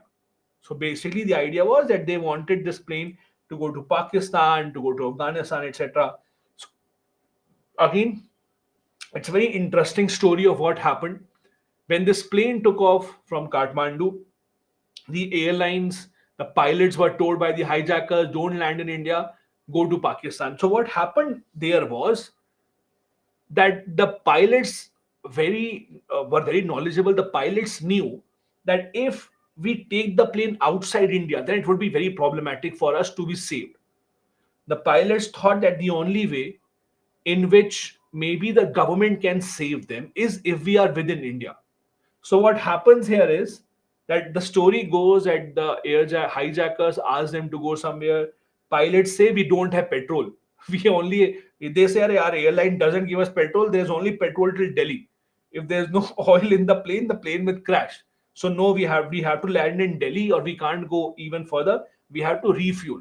So what they say is the hijackers say, okay, don't land in Delhi because they think that Delhi will be too dangerous, lot of security forces. So the plane is landed in Kathmandu or in Amritsar. The plane lands in Amritsar, and in Amritsar, when the plane lands, the pilots think that the government will be able to take action. The pilots were hopeful that the government will now be able to make sure that we are safe, but the government just kept on deciding. They had meetings after meetings, they could not decide anything. And before they could decide anything, plane again took off. The hijackers forced the plane to take off, and now the plane landed in Lahore. Now, this is extremely interesting because what happens is, please understand, the idea, and I'm sorry, I'm laughing. I should not because it's a serious matter. But what happened in this case was the hijackers asked the plane to be landed in Lahore, and for once, Pakistan was not involved in this. Pakistan was not involved. So when the pilots announced or pilots were flying over Lahore, they asked the Lahore airport that we want to land. Pakistan said, please don't land here because Pakistan thought this time we are not involved. So if you land in Lahore, everyone will think we are involved. So Pakistan said that no, we won't allow you to land in Lahore because then the entire world will think Pakistan is behind this. We are not behind this. So they denied permission. And pilots were so brave, they thought that it's better to land in Lahore than go to Afghanistan. It will be even worse. So they said, we will land in Lahore only no matter what. And the story is Lahore airport switched off all the lights. They made the airport 100% dark so that the pilots are not able to land. So that the pilots can't even see where the airport is, they will never be able to land. But the pilots still thought that they have to land here. They put the airplane in landing mode, and when the airplane was so close to the ground, the lights were switched on because Pakistan thought the plane will crash. It's better to let them land only. So that is how the plane landed in Lahore. Again, nothing really happened. The government of India did not take action. Then it went to Dubai, and then finally the plane went to Afghanistan in Kandahar. Finally, this is the destination where the plane went to Kandahar. Kandahar is in Afghanistan. So what happened here was that the leaders basically, or the hijackers rather, they had asked for for releasing of their people who were in the jail in India.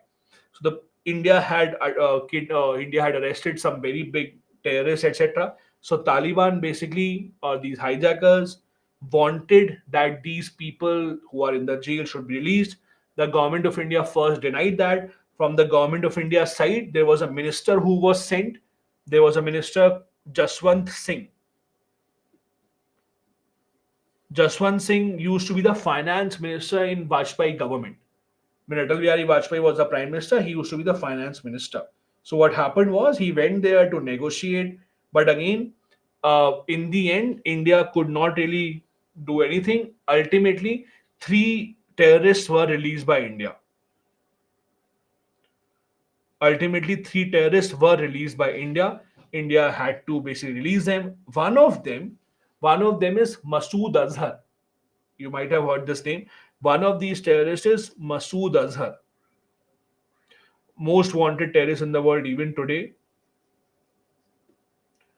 Masood Azhar, the person who was later on behind the parliament attack. So when he was released later on, he was the one who actually led to, or who actually planned the entire parliament attack in India. So again, India has had this history of terrorism of different types.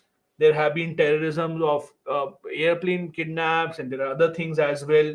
So all of these have made the government realize that we need very strong laws, and we need laws in order to fight against issues. So what have we done about this? The government of India, especially after 2008 attacks. Now, in 2008, there was the Mumbai terror attack. All of you are familiar with this. The 26/11 Mumbai terror attack, where the terrorists came by water. They had hijacked a boat. They came by water from the gateway of India. They entered Mumbai and they attacked multiple places. They captured the Taj Hotel, and there were multiple places that were attacked. All of you would have heard of this. After the 2008 terror attacks, a lot of things changed in India. India realized that we need to introduce a lot of new features. So after 2009 attacks, the Ministry of Home Affairs introduced something called the new security architecture. The new security architecture basically was to set up some new things and to change some existing laws. So what happened? Number one, the first and the biggest thing that happened in India was creation of NIA. Now these things are important for you. Please do remember this is a part of new counter-terror architecture the Indian government had followed. First thing they did, they set up an investigative agency called NIA. Why? Before NIA, terror cases in India were investigated by the CBI only. The problem with that was the CBI itself was filled with a lot of cases, filled with a lot of work anyways. They had so many of the other cases pending. They used to look into scams of different types, murders, and those kind of issues. So CBI did not have the expertise or the bandwidth to look into terror related cases. So CBI thought that okay, or the government thought that let us remove this or take this away from CBI. Let's set up an investigative agency, especially for terror related cases. So NIA thus was set up. It is for terror specific investigation, terror only investigation. Then UAPA Act was made even tougher. I told you yesterday in 1967 we had the UAPA law. This is the primary law that is anti-terror. If anyone is involved in terror or terror-related activities, it is the UAPA law under which you are punished. It is almost impossible to get a bail under UAPA. If you are arrested, it will be very, very difficult for you to get a bail. Some of the other interesting things that have happened under UAPA are, for example, earlier, before or some years back, government could only ban terrorist organizations. Now government can also ban individual terrorists.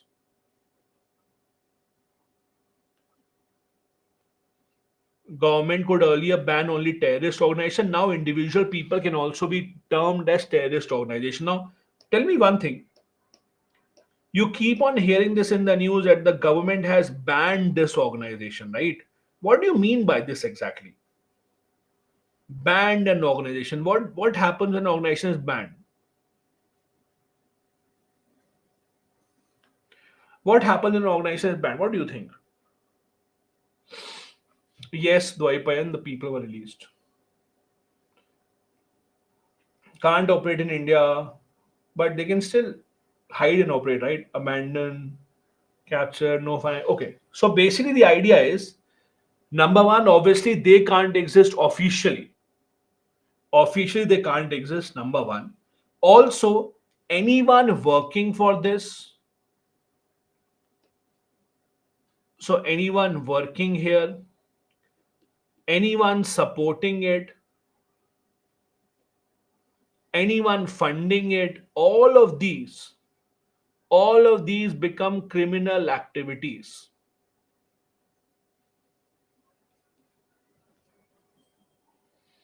All of these become criminal activities.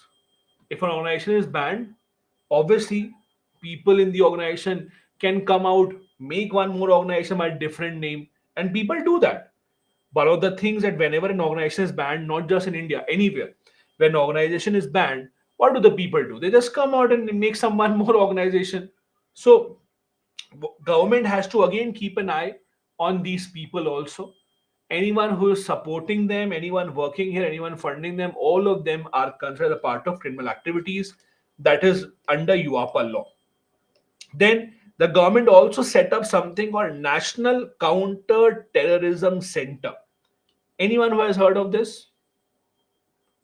National Counter Terrorism Center, NCTC.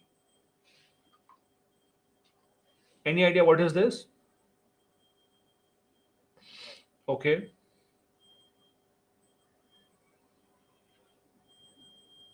Okay. So basically, anyone, don't Google, guys. A counter counter what?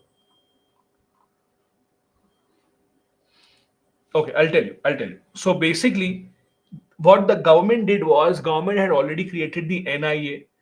NIA was mainly for investigating purposes. So NIA was mainly about to ensure that guys, I see a lot of you asking some questions. I'll repeat once again. If you really want answers to your questions and your question is not hidden in between the chats, suggestion that I have is please write question in the doubt section.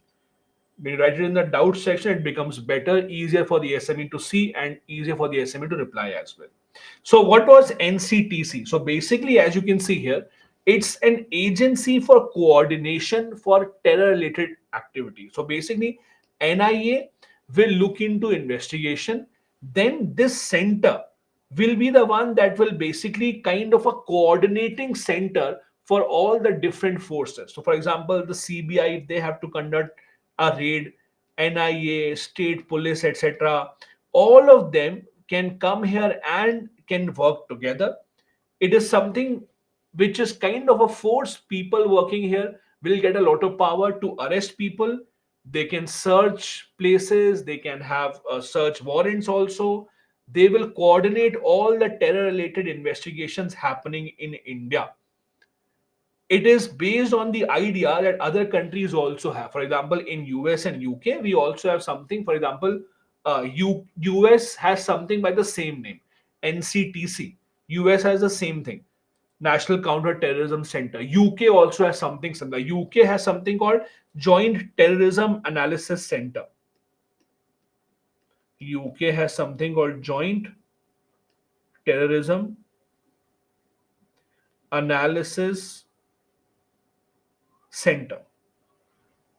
So this is just to have a common coordinating center for multiple units working together. Then the government also established something called NAT grid, National Intelligence Grid. Any idea what is this? Have you heard of this? This was in the news a few years back, or not few years, but some time back. It was challenged in the court as well. Any idea what is NAT grid? Any idea? Only what is CBI?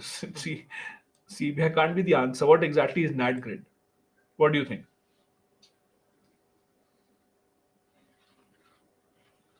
Okay, so basically, I'll tell you what NAT grid is. Okay,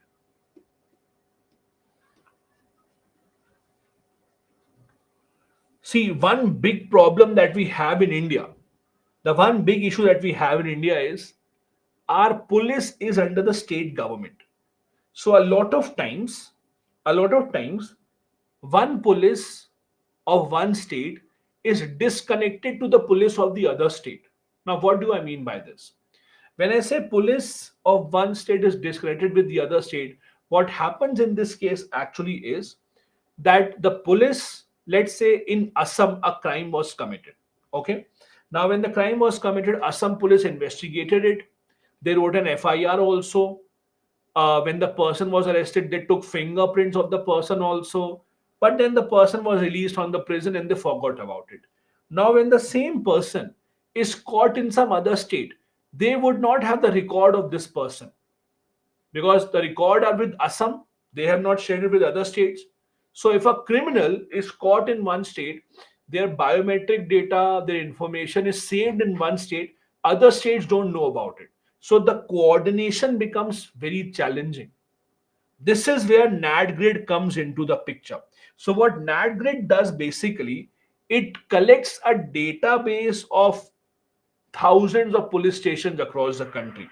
So it is said that 14,000 plus police stations, their database, all of that is coordinated with NatGrid. So, for example, fingerprinting, etc., all the people's information, their photos, their address, people who have a criminal record, all that will be here. Now, the problem here is all this is very, very sensitive data. See, when you are collecting data of people's biometric, fingerprint, you are doing an eye scan, photos, etc. It's very, very sensitive data. So, is that data safe at one place in that kind of platform? There are question marks over it. Will that be misused or not? There's always a possibility of this being misused. Also, who will get access to this data? So basically, as per the law, the NADGRID that has been formed, there are multiple agencies in India. Their officers will have access to this data. It was challenged in the Supreme Court also. Many people went to Supreme Court saying that NADGRID is again against right to privacy. People's data will be shared. People's data, even though they are criminals, it should not be compromised. But the Supreme Court did not agree to it. So NADGRID still exists. It's more kind of a database where all the agencies, not just the police, but CBI, etc., also can basically pool in their data and everyone can see each other's data, each other record. For example, if they're searching for a criminal, they can basically run a fingerprint scan and see is there any record of this person anywhere. If they had arrested, if they have, let's say, arrested a person and they are suspicious that this person may have done something wrong in the past, all that they have to do, try and match his fingerprint scan with the NatGrid account. So in the NatGrid database, they can see if this person already has a criminal record, if he or she was arrested somewhere, where exactly was the person arrested, etc. Okay, so Vivek, okay, guys, you can all wait for a minute because Vivek has a very important question. He has been trying to ask for 15 minutes and now he can't wait anymore. So, Vivek, I'll first answer your question. Everyone, please stop. So, Vivek has an important question. Sir, who were the three hijackers that were released? So, again, make a note. Everyone else, you can stop what you're doing. Vivek, you can make a note. It's very important for you. And I'll ask this 5 days after this so that you all remember because you've asked this multiple times. So, right, Masood Azhar, I told you already. Then, right, Ahmad Omar Saeed. Okay, Vivek? Right. Ahmad Omar Saeed. Right. And third, right, Mushtaq Ahmad. Mushtaq Ahmad. Done? Done for the day? Any other important question that you had that you thought that UPSC will be asking this? Spelling is your homework, beta. You try and search the spelling. I will check your homework tomorrow. So that's your homework. Done? Should we go ahead with your permission now? Okay, perfect. Thank you. Parveen, it's relevant for him, so I have to satisfy him also, right? Chalo, let's go ahead then. So, Vivek, I hope you are satisfied that the SME was not answering. You got the question answered right now in 10 minutes. Perfect. So let's go ahead then. So as I was saying, NADGRID is important because it allows all the security agencies, all the intelligence agencies to come up and make sure that all of this data is collected at one single place as a combined database, and that database can be checked at the click of a button.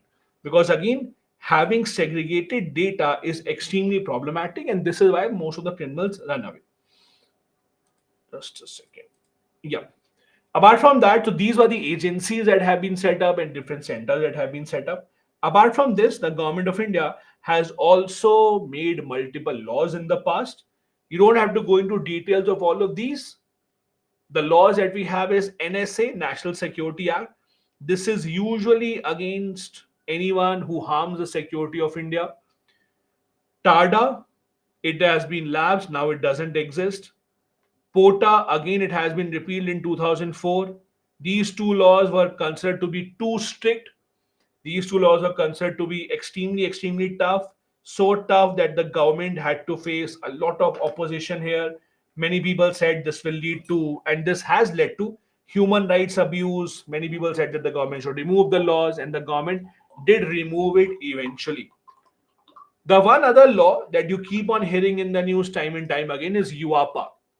UAPA here stands for Unlawful Activities Prevention Act of 1967. Now, as I said, UAPA is right now the primary law that the government of India uses against terror activities. It is extremely, extremely difficult to find bail or to get any relief under UAPA. It came into being in 1967. Now, in 1967, when the law was first formed, that was this is one of the first laws that Indira Gandhi had passed. So Indira Gandhi again was the prime minister at that time. She had passed multiple laws after, but this was one of the strictest big laws that her government had passed. Now this law again provides a lot of very difficult punishments. For example, it has a provision for death penalty also. Now, how do you know a law is very strict?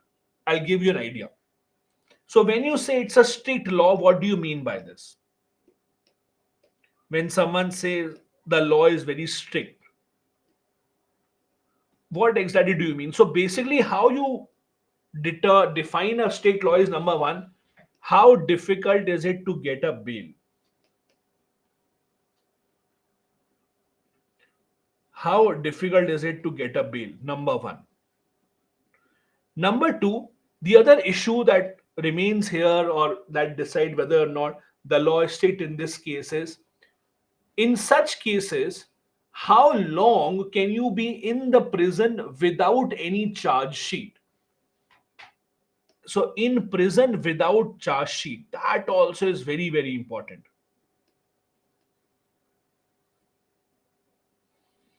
So, those who don't know, basically how it works is, let's say the police has arrested you. When your case goes to the court, in that time, the police has to basically investigate the case, make a case against you, and basically have all that documentation done in one single place. That is called a charge sheet. Now, charge sheet is the document on the basis of which the case will be taken up in the court. Now, what happens in this case is UAPA gives 180 days to the police, means for 180 days they can arrest anyone without even visiting the court, because the court will only take up the matter after 180 days have been given to file the charge sheet. 180 days is 6 months of your time where the police gets the freedom to make the charge. This is very, very, very long. So detaining someone for 180 days again is extremely, extremely long. And then obviously the maximum penalty, as we discussed, which in this case is death. This also remains a very, very, very problematic thing. Now, all these cases become extremely important. All these cases or all these provisions under the law have made sure that this law, many people, obviously those who are charged by it, many people call it draconian. Many people say it's a draconian law. Many people don't really like this. Many people have been arrested by it, and every government since 1967 has misused it.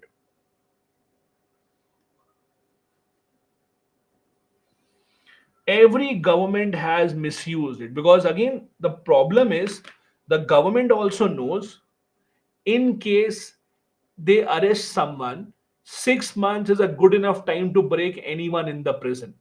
The kind of mental torture, the kind of physical torture that can be imposed on the person in 6 months of time is humongous. And that's why this law, especially the UAPA law, is extremely, extremely difficult. And we see time and time again the government using it against people who are also criticizing the government. They are called as anti-national or supporting anti-national activities. That also becomes problematic. Now, one more important thing, the second ARC has also suggested some very important and interesting ideas about how to get rid of terrorism. I hope all of you have at least heard about second ARC. If not read about it, at least heard of what is this.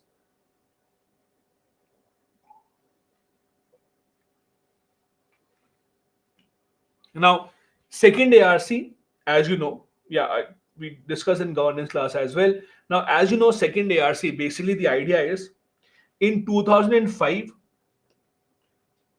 the government organized the ARC, that was the second one of its kind, Administrative Reforms Commission.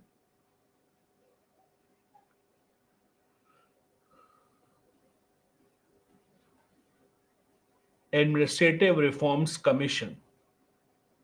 So far in India's, or independent India's history rather, there have been two such committees formed. One was in 1960s, long time back. Second one was this, the Administrative Reforms Commission.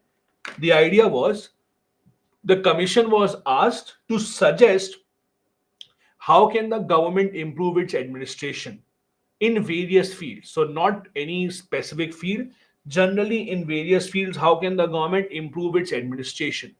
So the second ARC gave a total of 15 reports on various topics. So one of their reports was on RTI, one of their reports was on ethics and governance. There was a report on disaster management, how to improve our preparedness. There was a report on government personnel administration. How is it that the recruitment process of the government can improve? There was a report on local administration. All these were the reports. One of the reports of the second ARC was titled Terrorism. Now, this is important because again, second ARC recommendations can be easily quoted in your answers. When you're writing an answer, let's say there are suggestions that are asked of you, how to improve the problem of, or how to curtail the problem of terrorism. These are some of the suggestions that you can write. So, what did they suggest? Number one, they suggested having legal framework to freeze the asset, funds, bank account, etc. of people who are under reasonable suspicion. Now, this is a problematic thing. Please see this phrase, reasonable suspicion. Now, the problem is reasonable suspicion is not well defined. For different people, reasonable suspicion can be very different. It's subjective. It's like saying, I like this, but someone else might not like it. It's everyone's taste. Similarly, to what degree or to what level are you, or do you suspect the person is involved in terrorist activities or not? That also determines whether or not you will be freezing the person's account. So, again, although it's a good suggestion, although this is something that should be done, but reasonable suspicion again gives a lot of scope to the authorities to misuse it. Number two, they suggested actions may be undertaken by investigative officer with prior approval or designated authority subject to adequate safeguards. What do you mean by this? So basically, there have been some allegation that when you give a lot of power to the police will misuse it. So the idea is, only officers above a certain rank should be given the powers to, let's say, freeze the funds or give order to the banks. You can't expect a very low level police officer, you can't expect, let's say, a constable going to a bank and saying, freeze the account of this person. I have information, I have suspicion that he may be doing something wrong. So obviously, you can't give every individual policeman this power.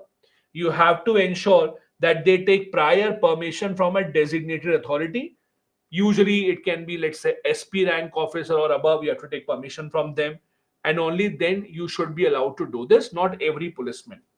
Next recommendation: specialized cell may be created in the National Counterterrorism Center (NCTC), which has expertise from Finance Ministry, Home Ministry, Cabinet Secretariat, etc. All of these should come together, and all of these should provide their expertise so that this center could work together. Next, different investigation agencies that deal with financial transactions, etc., should also come together and have a common cell to fight against counter-terrorism activities. One of the problems that we have is we have multiple agencies that are working in silos. You know what silos are? Agencies working in silos. Working in silos means basically working individually rather than collaborating, rather than helping each other, rather than building on each other's intelligence and information. They work just separately, hoping that they would be able to separately solve this issue. Now, there is one more problem here, one more issue, why the agencies in many cases don't want to work together. See, in every field, it's human nature that you want to get as much appreciation as possible. You want to be appreciated, you want to be the one who will solve the case. You want to be the one to tell the world, see, I did this, I am the one who has solved this case entirely. So, how it happens is when you ask agencies to actually work with each other, when you ask the agencies to come together and solve cases, the agencies also are not that interested, because every agency wants to take up the matter and solve it themselves so that they get the credit. So that next time onwards, when the government is deciding the budget of different agencies, the government will give more budget to the agency that solved more cases. Simple. So everyone wants to take the credit, and thinking that if we work together, my credit will be shared. That is also what stops them from working together. The suggestion is that should not happen. Anti-terror activities together would be much more effective, much more useful if all these organizations work together. Then, for speedy investigation, financial aspects related to all these terror groups, there may be teams formed within the agencies, especially to look into terror related activities. This has already been done. So, they are saying within every agency, like the police, CBI, within them, some officers, specially, should be trained for terror cases only. Some officers within every agency should be given the responsibility of just solving terror related cases. Also, officers having specialization in financial investigation should also be given a chance to work on terror cases specifically. Because again, I'll repeat this point.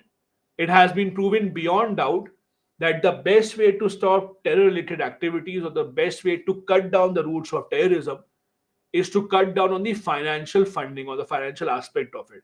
If you cut that down, it becomes extremely easy to now control these activities. The ARC also suggested a protocol for achieving this can be arrived between different ministries and departments so that they can work together. Not just the agencies, but state governments, state departments also have to work together. Because again, terrorism is not restricted to one single state. There may be an issue in one state where the police is investigating the matter. It might go to the other state. So all the state governments also should work together. All these are recommendations of the second ARC on terrorism. Before I go ahead, give me a minute of time. I'll just fill up my water bottle. I'll just be back. 1 minute. Don't go anywhere.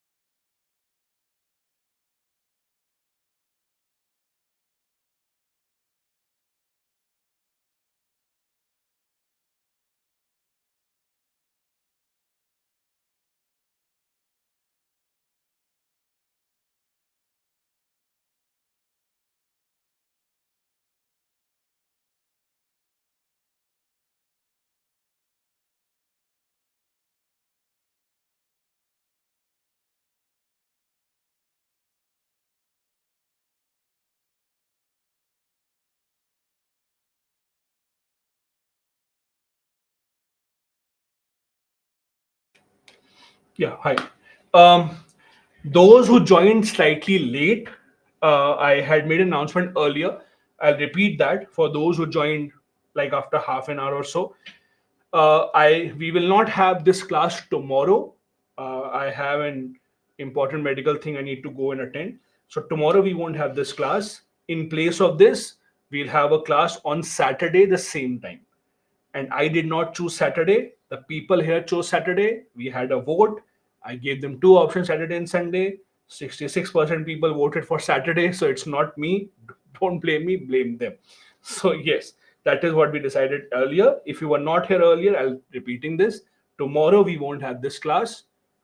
We will have it on Saturday. If you are not happy, you should have come earlier, taken part in the vote. Anyway, before I go ahead, I'm giving you some time. If you want to ask any questions from whatever we have discussed so far, please feel free to ask those questions before we go ahead. Shubham, I am not available other timings on Saturday because I already have a morning class on Saturday. So I can't give other time for Saturday because I already have a morning class.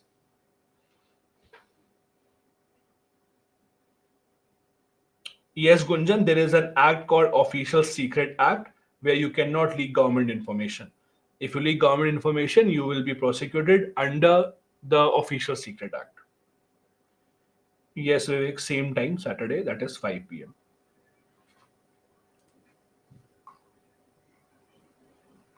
Uh, let's see any other questions before we go ahead.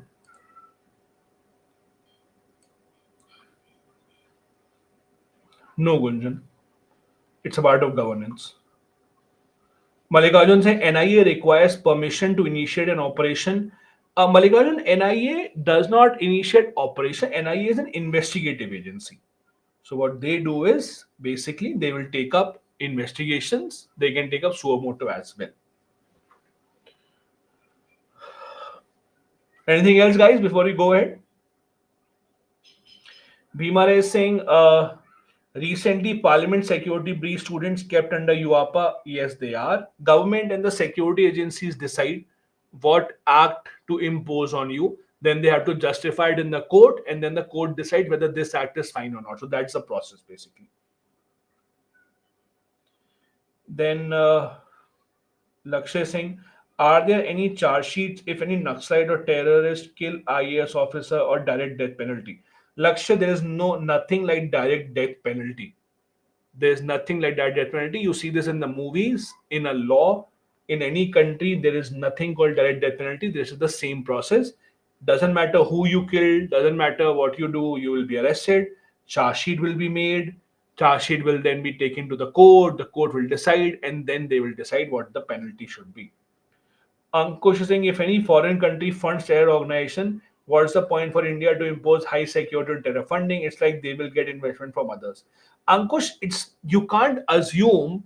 For example, I'll give you an example. So it's like saying if your pipe is leaking from five places, why are you leaking only one if you can't leave all five? If I can't stop the leak from all five, I can only try to stop the leak from one or two at least, right? So we can't say that if we can't stop other sources, why to stop even one? You have to try. Gunjan, I don't know, man. You can search about this if you want. Pihu is saying UAPA is similar to preventive detention. No, no. Preventive detention means that you will be detained if you have not committed a crime. That doesn't mean you will be spent in the jail. UAPA means you will be in the jail proper. Yes, Pooja. Vivek is saying they need to keep appreciation for official secrets intact. Vivek, I have no idea what you mean to ask. We were saying why prevention is written in the bracket in UAPA. So basically, again, you that is how the government laws usually are. Prevention, amendment, these kind of words are usually written in the bracket itself because that tells you exactly what the purpose of the law is. Uh, Srushti is saying give little motivation to stay for next 1.5 hours. Srushti, don't stay for 1.5 hours. If you need motivation, go and sleep. Don't worry, you can see the recording tomorrow. That's my motivation for you. Don't stay for 1.5 hours. Be back tomorrow. See the recording. That's the best motivation, man. Why do you want to stay? Lakshya. Okay. Uh, Only saying ASP is also law. Only ASP is nothing. There's AFSPA. AFSPA is a law that we'll read later. AFSPA is a law that we'll read later. Okay, a couple more quickly. Dwaipayan is saying Article 370 has been removed from Kashmir. Is there any chance to return POK from Pakistan in the future? You are asking questions which are way above my pay grade. So maybe ask this to the Prime Minister because I don't decide these things. We are optimistic, so we'll always say yes, it should come back to us. Whether it will or how it will, I don't know. If I say no today, I'll anyways go to jail tomorrow. So I'll always say yes, it will come back. Then Ankush is saying UP Pota is not important for UPSC exam. Ankush, it's a very interesting question you have asked because again, Pota should not be important because the law was removed in 2004 itself. But UPSC last year in a question gave a statement about Pota. So Pota has been removed in 2004, so ideally should not be important. But UPSC did give a statement about Pota last year. So I would still suggest there is no point of reading Pota. They have anyways asked a statement last year. Because if you start reading the laws that have been removed, there is no end to it then. How many of these will you remember? So my suggestion is not that important. Focus on UOPA. Uh, Shweta is saying, I watch pre-recorded videos and notes. Attending the class, there's a difference in the content when compared. What should I do? Shweta, see, the content will be different because of a couple of things. New findings happen, new data is added, new concepts come in, and then the style of presentation also differs. So you don't have to be too confused in that. If there is something that is uncommon, you can add to it, as simple as that. Uh, then Vivek is saying, "Oh, SME is back. Welcome, welcome back." Vivek is saying, "Are gazetted officer allowed in these cases?" Vivek, which cases? What exactly are you asking? You have to write one question in entire one comment, because between one comment and second comment of yours, there are 20 other comments. So again, ask one question completely in one single comment. That would be better for me to understand what exactly is being asked here. Okay. All right then. So these were the questions. Let's go ahead. Let's go ahead and see what else do we have to study. Now, so far we studied about India's efforts within India.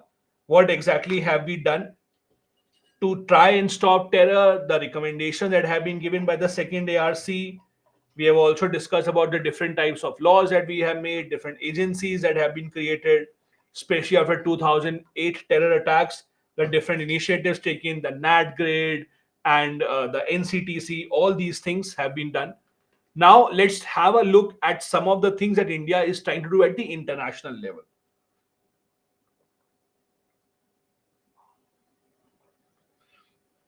Vivek, there is no difference between a gazetted officer and a common man when it comes to committing a crime. So I think that should answer your question, right? Now, what exactly have we been doing at the international level? At the UN, India proposed in 1996 something called CCIT, Comprehensive Convention on International Terrorism. So the idea is India is one of those countries that have been impacted by terrorism for a very long time. We have lost many lives, we have lost a lot of infrastructure, there have been law and order issues in India due to terrorism. So, because of all that, India usually remains at the forefront of demanding better cooperation, of demanding better coordination amongst all the countries combined. Now, what have we done at the UN? We have initiated or we proposed something called the CCIT, Comprehensive Convention on International Terrorism. What does it do? It criminalizes all forms of international terrorism, and it also makes sure that the financiers, supporters, etc., are punished. Mainly, it demands all the countries to come together and fight hand in hand if there is any form of terrorism, because terrorism is an international phenomena. It's not restricted to any one country. We discussed it yesterday as well. There was a misconception in the minds of the Western countries, US, European countries, that terror related problem can only occur in developing world or the least developed countries. Their assumption was that terror cannot come into their land or in Europe or USA. That assumption has now been defeated. There have been a lot of terror attacks there, and that is why India wants better coordination amongst the different countries. India has also been demanding that special laws be created at the international level, at the UN maybe, for all the terrorists, so that every country follows the same laws rather than some countries following some and some countries not following. So I'll give you an example. You might have heard of a person called Burhan Wahi. Have you heard of him? Have you heard of him? Burhan Wani? Okay. Okay. If you've heard of him, fine. If you've not heard of him, okay, I'll tell you. So Burhan Wani, a youngster from Kashmir, only 21 years old. What happened was that he became very famous. He used to upload a lot of videos and photos with guns, etc., on Instagram, spread the idea of terrorism. He was connected to Hizbul Mujahideen, that is a terror group. Now, what happened was he had a very massive following amongst the followers. Young person, used to make a lot of videos, lot of photos. This Instagram generation had a very big social media presence, had a famous name in Kashmir. What happened was in 2016, he was killed, encountered. So 2016, he was encountered by the security forces. Now this became a big issue. In 2016, when he was encountered, it became a big issue in Kashmir. There were law and order issues. There were thousands of people that came out on the streets. Even when the security forces were conducting the operation, there were people who had come out, started throwing stones at the security forces. Now, what happened was, after this was done, after this terrorism or after this terrorist was curtailed, every single year in the month of September, every single year in September, there is a UN General Assembly session in New York. So every year, General Assembly of the UN meets in New York. Countries are represented either by their leaders, Prime Minister or President, or someone else comes from each country. They give a speech about what are the issues that they are facing. They give a speech about their worldview, anything else that they want to bring to the attention, etc. So that year, what happened was, from Pakistan's side, please understand, when India gives a speech, we don't talk about Pakistan, or we don't really talk about any specific Kashmir related issue. But when Pakistan gives a speech, they only talk about India. So when they talk about India, we have to respond. So when Pakistan side they talked about freedom fighter Burhan Wani. They said Burhan Wani was a freedom fighter. He was the one who was actually fighting for the freedom of Kashmir, and India killed him, etc. These were the things that were named. In that 2016 speech, famously, Pakistan Prime Minister famously said that there are good terrorists and there are bad terrorists. Pakistan Prime Minister famously said there are good terrorists and then there are bad terrorists. So again, you understand the idea. Bad terrorists, the ones who attack Pakistan. Good terrorists, the ones who attack India. So when this speech was made, it became very controversial. India also spoke against it, that you cannot have division amongst terrorists. Anyway, so the idea that India has is the same, that unless we have the same international law that every country follows, unless we have a law or a rule that everyone agrees to, there will always be different definition of terrorism everywhere. And then you cannot have a situation where the countries collaborate with each other. In order for the countries to collaborate, help each other, help find the wanted people, help take action against terrorists, it is important that first every country should at least be on the same page. And this is what India had actually asked for. But this convention, which was India's beginning, has not been accepted. Remember, India started this, proposed this CCIT, but it has not been accepted. Why has it not been accepted? It has not been accepted by a few groups. Number one, US has not accepted this. Why? Because if you look at the US, by this definition, The US actions in Iraq, Afghanistan, all that will be called terrorism. Because if you agree to this definition, that anyone who is killing people, anyone who is spreading violence, US was like, this sounds familiar, man. Who is it that who kills people, who goes to other country? Why does it sound familiar? And then US realized, oh, it's us. That's why it sounds familiar. So US says that no, we will not sign it, because now you will say that we are the ones who are committing terrorism. Same issue with OIC, Organization of Islamic Cooperation, and the same thing with Latin American countries. None of them supported this because they thought that no, our issues or whatever we do, that will also come under terrorist activities. Latin American means South American countries. South American countries don't have a great human rights record. In Latin America, a lot of governments have known to be oppressing their own people. In Latin America, the record of governance has never been great. So, the Latin American countries also said that we won't sign it because we think that it is against our idea of how the government will be run. Because in that case, whatever they do will be considered as a human rights violation. On the other hand, the Organization of Islamic Countries, they also did not want to pass this. They thought that national liberation movements should be excluded. So, for example, they wanted that if anyone is fighting in the name of their nation, is fighting in the name of regaining their territory, they should be allowed. So, for example, they thought that Hamas, Hezbollah, the ones that we discussed yesterday, according to the OIC, they should be allowed, they should not be called as terrorists. Again, the same idea starts. The entire reason why India wanted to have this convention was to have one single definition of terrorism, and the same problem has occurred because of which this has not been passed. Because different countries believe in different definitions of terrorism. America has a different idea of terrorism. Latin American countries have a different idea of terrorism. Islamic countries have a different idea of terrorism. That is why this convention has not been passed so far. It has been 28 years since India introduced it. We proposed this in the UN in 1996. It has not been passed. Apart from this, remember yesterday we talked about something called UN 1267 Sanction Committee. Remember?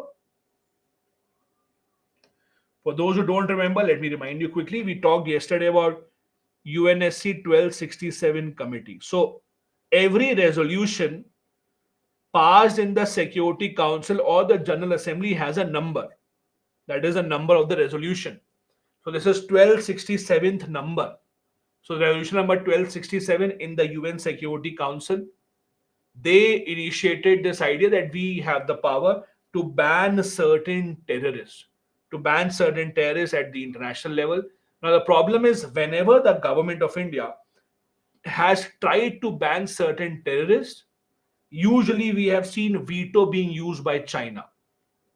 Now you might find this name familiar. Have you heard this name, Masood Azhar? Masood Azhar. Does it sound familiar? I hope it sounds familiar. Please don't say no. I'll be heartbroken. I discussed about this 20 minutes back. When we discussed about this hijack story, remember this Masood Azhar? The same Masood Azhar who was released by the government of India in the hijacking of the IC-814 plane. The same Masood Azhar is still out, living openly, freely in Pakistan. We have been demanding that he should be in the list of the banned organizations. But whenever we try to introduce this, China, for some reason, vetoes it. China uses the veto power.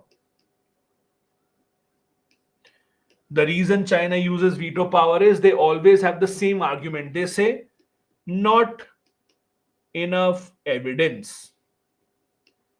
They always have the same argument, not enough evidence, not enough evidence. They always keep on saying that if you don't have evidence, we cannot get it. You have to show us the evidence. If you don't give us the evidence, we will not let it pass. So they keep on using the veto power time and time again. Now, this 1267 committee, again, They work on the instruction of the UN Security Council. Since India is not a permanent member of the UN Security Council, we don't have a veto power. In the absence of the veto power, we can't override whatever decisions are being taken by the UN Security Council.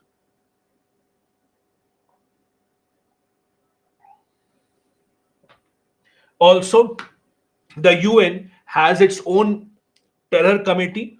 There is something called the UN Counter Terrorism Committee.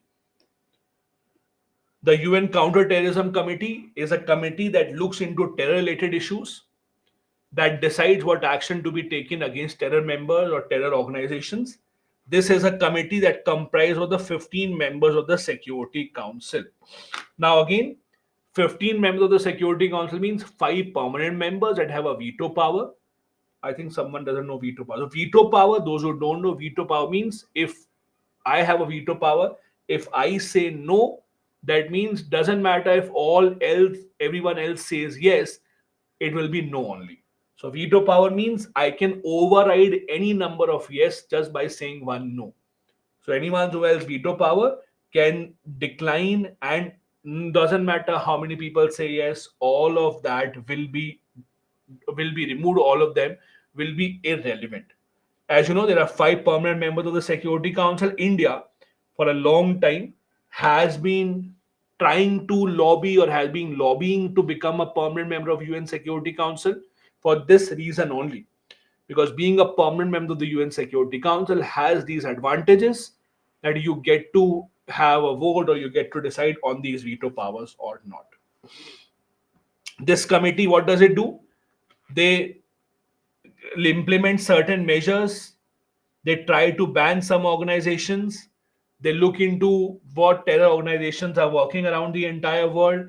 They also criminalize financing of terror. They try to freeze funds, etc. But again, the problem is the UN Security Council is extremely ineffective.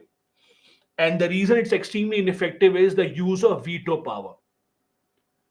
You have seen in the history of UN, very few resolutions are actually passed, or very little work is done at the UN Security Council, because everyone have their own groups. For example, if there is something against Pakistan, China will always veto it. If there is something against, let's say, Syria, something against, or even Iran in some cases, or why not India? India also, Russia will veto it. If there's something against Israel, US will veto it. They will not allow that to happen. Then we have UK, France. They also try and veto their own friends. Whenever there's something against their friends, they will also veto, or against something that they also want, they will veto it. So what happens is, because of these divergent views, because every country has their own view, they have their own friends, they want to ensure that their friendship is strong, they will use a veto. I am not sure why people are not able to understand veto. Guys, veto is simple. If there are 15 members voting on something, okay, if even one of them says no, that means it will be no only. Doesn't matter even if 14 say yes. This means veto. This means veto. That you can override whatever the other majority is. Doesn't matter how many people say yes. If you alone say no, it will be no only. That is called veto power. On this note, let's take a break. Be back at 7:25 and we'll resume from here. Don't be late. We'll try and practice and answer once we come back. Thank you.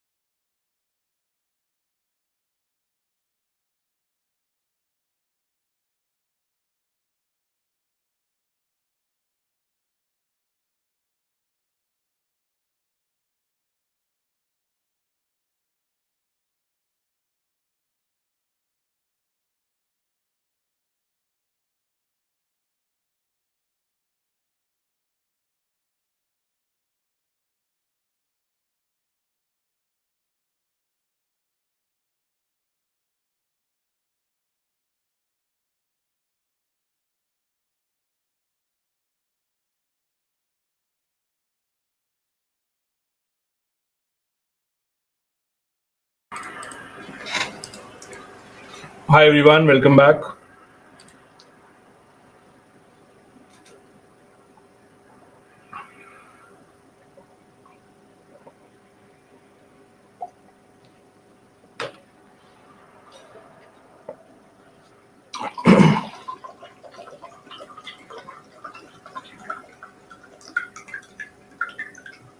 So we have come towards the end of terrorism module or terrorism as a topic. Here are some of the practice questions or some of the questions that UPSC has already asked. As you can see, almost every single year there are some topics here and there, some questions here and there that are asked.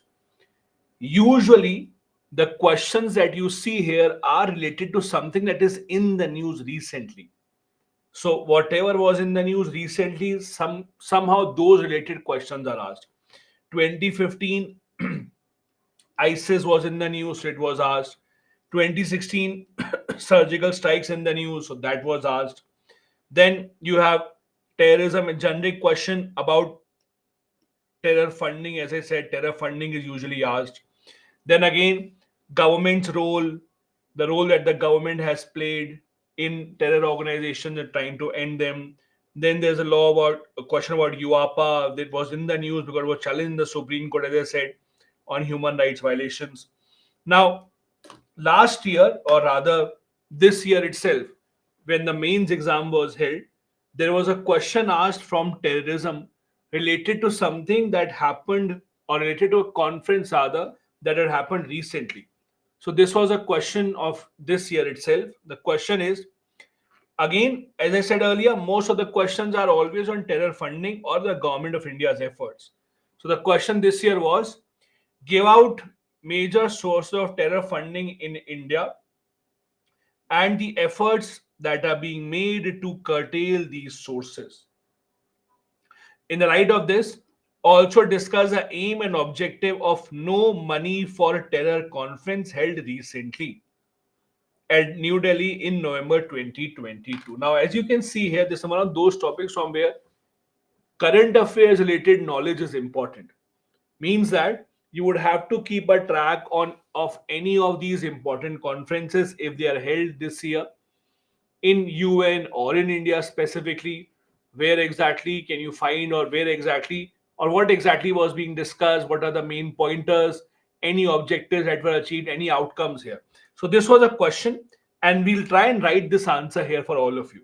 So we have tried to discuss the structure earlier as well. We have discussed the structure, we have discussed how the intro has to be written, how the main body has to be, and how the conclusion has to be. So what we'll do is we'll try and write an answer, construct a kind of an answer based on that. So again, the question is, it has two major parts. First part, major source of terror funding. So this is the first thing that they're asking. And efforts that are being made to curtail these other three parts. Second part is the efforts. Third part is aim and objective of this conference. So clearly there are multiple parts being asked here. I've said this earlier, I'll repeat this once again. In most of the questions in the mains examination, you will not be asked just one single thing. There will at least be a couple of things that the question will demand from you, if not more than that. So please make sure that when you see all these questions, make sure that you actually answer all the parts rather than skipping one of them. If you skip any one, it will lead to a big deduction in your marks anyway. So again, three things that we have to answer: sources of terror funding in India, efforts being made to curtail this, and third, the aims and objectives of the recent conference that was held. So we'll start with the introduction part. In the introduction part, as we discussed, either give a fact or a definition. Now, over here, there are different ways to now start this. If you remember, maybe give a definition of terror funding.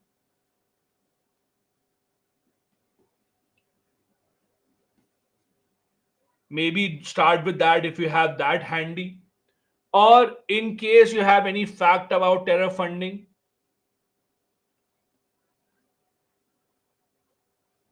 Maybe you would have read any fact about UN or Interpol, about terror funding or terror financing. If you have that, you can start with that also. Whatever you wish, that will be handy for you. Now, the introduction part again varies depending upon what you remember at that point of time. So it depends from person to person. There is no one single way to write the introduction. It depends really upon you. Now, in the main body, as we discussed, three things that the UPSC asks you in this question. First, the sources of terror funding. Second, the government's efforts to curtail it. And third, the objective and the aims of the recent conference that was held in Delhi. So we'll first start with the sources of terror funding. This is something that we have already discussed. We discussed about this yesterday also. State sponsorship, for example, you can give examples also. Iran's support to organizations around the world. Because this is in India's case specifically, you can talk about Pakistan's role in illegal immigrants coming into Kashmir, in the terror attacks that are being conducted in Kashmir, training, terror camps being organized in Pakistan or POK area. Counterfeit currency, we have discussed this as well. How counterfeit currency, fake Indian notes have been utilized to pump in money and affect our economy. Organized crime, organized crime can be drugs, it can also be kidnapping, it can also be killing in the name of money. All of that comes in the category of organized crime. Extortion, again, kidnapping people, taking out extortion for them, or the hawala system as well, which we discussed yesterday again. Illegal transfer of big amounts of illegal black unaccounted money. All of these are considered as major sources of terror funding. This is where you usually see terrorists getting their hands on most of the capital that they require. The next part that was asked in the question was efforts to curtail. So again, we'll answer these three again. First part, and again, here also you can give multiple examples, whatever you remember at that point of time. Because see, answering a question right now is very different than answering a question while you're sitting in the examination hall. Remembering stuff right now is easier, but sitting in the examination hall, you might not remember half of the stuff that you remember today or you have read today. So it really depends on what are the points that you remember at that point of time. Herein, you can give examples such as the NIA being set up, UAPA becoming even tighter, NatGrid being used to have criminal related information with all the agencies, have a common database that can be accessed by multiple agencies and officers. Samadhan doctrine, remember? I hope you do, because if you say you don't, I will be really surprised. Remember Samadhan doctrine? The Samadhan doctrine thing that we had discussed, initiated by the government of India, especially to fight against the terror related cases. Remember the terror related cases that we had? This is where Samadhan doctrine was. We discussed about this. Then again, the third part of the answer, the focus on the conference that was held recently. Now, please understand one thing. Take you back to the question. This was the question. Now, it might happen, and it's very natural, it might happen that you have no idea about this conference. It might happen that you have no idea about this conference at all. You might not have read in the current affairs, it might have skipped, whatever. It is possible that you have no idea. Now, in that case, that does not mean that you will not write half of the answer, because from here to here, this part from here to here is not dependent on whether you know about the conference or not. So even if you don't know about the conference, even if you don't know what had to be written or what was discussed, doesn't really matter. At least this part had to be attempted no matter what. So the worst case scenario will be, out of the three parts that are being asked, you can answer at least two parts, if not three. Because this part is very dependent on whether you have read anything in the current affairs about it or not. And it is very natural. You might not remember this. During your preparation, you will read about hundreds of conferences. You don't know which one UPSC is going to ask finally. You don't know if they will ask any of the conferences. So even if you might have read about this. It's not necessary that you would remember. So it's natural that you might not remember this. So in case you don't remember, first make sure that you do attempt at least the other part. Now, one more thing here. If you look at this, no money for terror conference. Let's imagine you have no idea about the conference. Okay. Let's imagine you have no idea about the conference. But tell me, just by looking at the topic, can't you make a guess what will be discussed in such a conference? In this conference, obviously, they will not discuss renewable energy. They will obviously not discuss about environment, right? You can make a fairly accurate guess. Let's say, even if you don't know what happened in this conference, you don't have the exact idea. But when they talk about no terror for money con or no money for terror conference, what would they discuss? They would obviously discuss have international collaboration to stop money flowing into the terrorist hands. They would obviously talk about strengthening of laws at the international level. They would obviously talk about having better collaboration, sharing of information, right? That is the only thing that they could discuss. What else? So my suggestion is, when it's such a generic thing, it's such a generic thing, you can easily write, because these things will obviously be discussed. They would obviously discuss that the funding for terror should stop, countries should collaborate, there should be stronger laws, etc. So again, you can write at least a couple of points here, even if you don't know about this. So again, let's assume you did not know anything, but at least the first point is something that you could have easily made a guess. The first point is what? Collaborate with the countries on the world to curtail terror and extremist funding. That's the entire point. The entire name gives it to you what will be discussed. So there is nothing that is surprising here. Yes, you might not know a very specific point. You might not know if something specific was discussed, but at least you can make a fair bit of idea what could be discussed here. Also, to set up secretariat regarding the same in the country, which won't, like in India specifically, to collaborate and to cooperate. Let's say you don't know this, to investigate new and emerging threats. Again, this is something that you could have just guessed. So there are a lot of these things, conferences.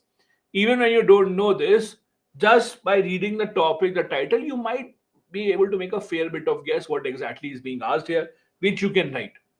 You anyways are not expected to write 10 points here.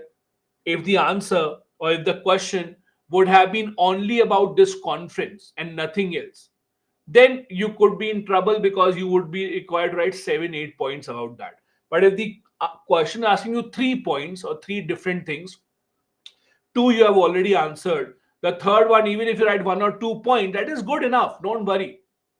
So please, whenever you are reading a question in the mains exam, read it very carefully. See what is being asked, see how many things are being asked, and then answer each and every one of those things without skipping any. And if you have no idea about any one of them, think of it, think over it. Can you think what could have been discussed, and you could get to the answer? This is not a made up question. This is a question asked just this year only, 2023. So you can imagine what kind of questions are asked here.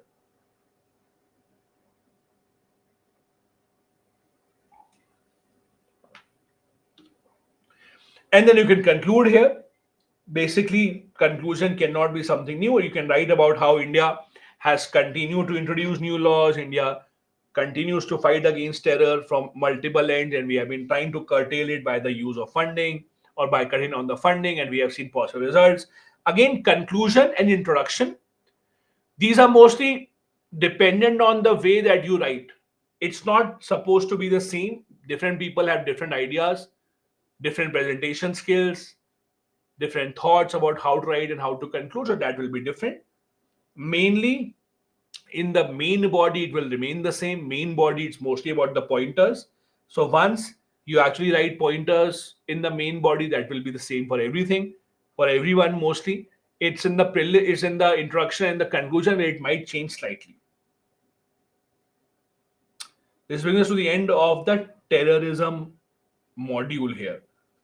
Before we begin a new module, that is Northeast Insurgency, let me take up a few questions quickly.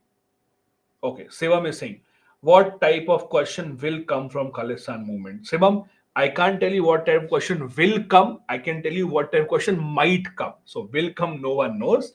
Again, the same kind of logic. For example, when you read about these things, for example, the question can be, assess the threat of Khalistan movement in India.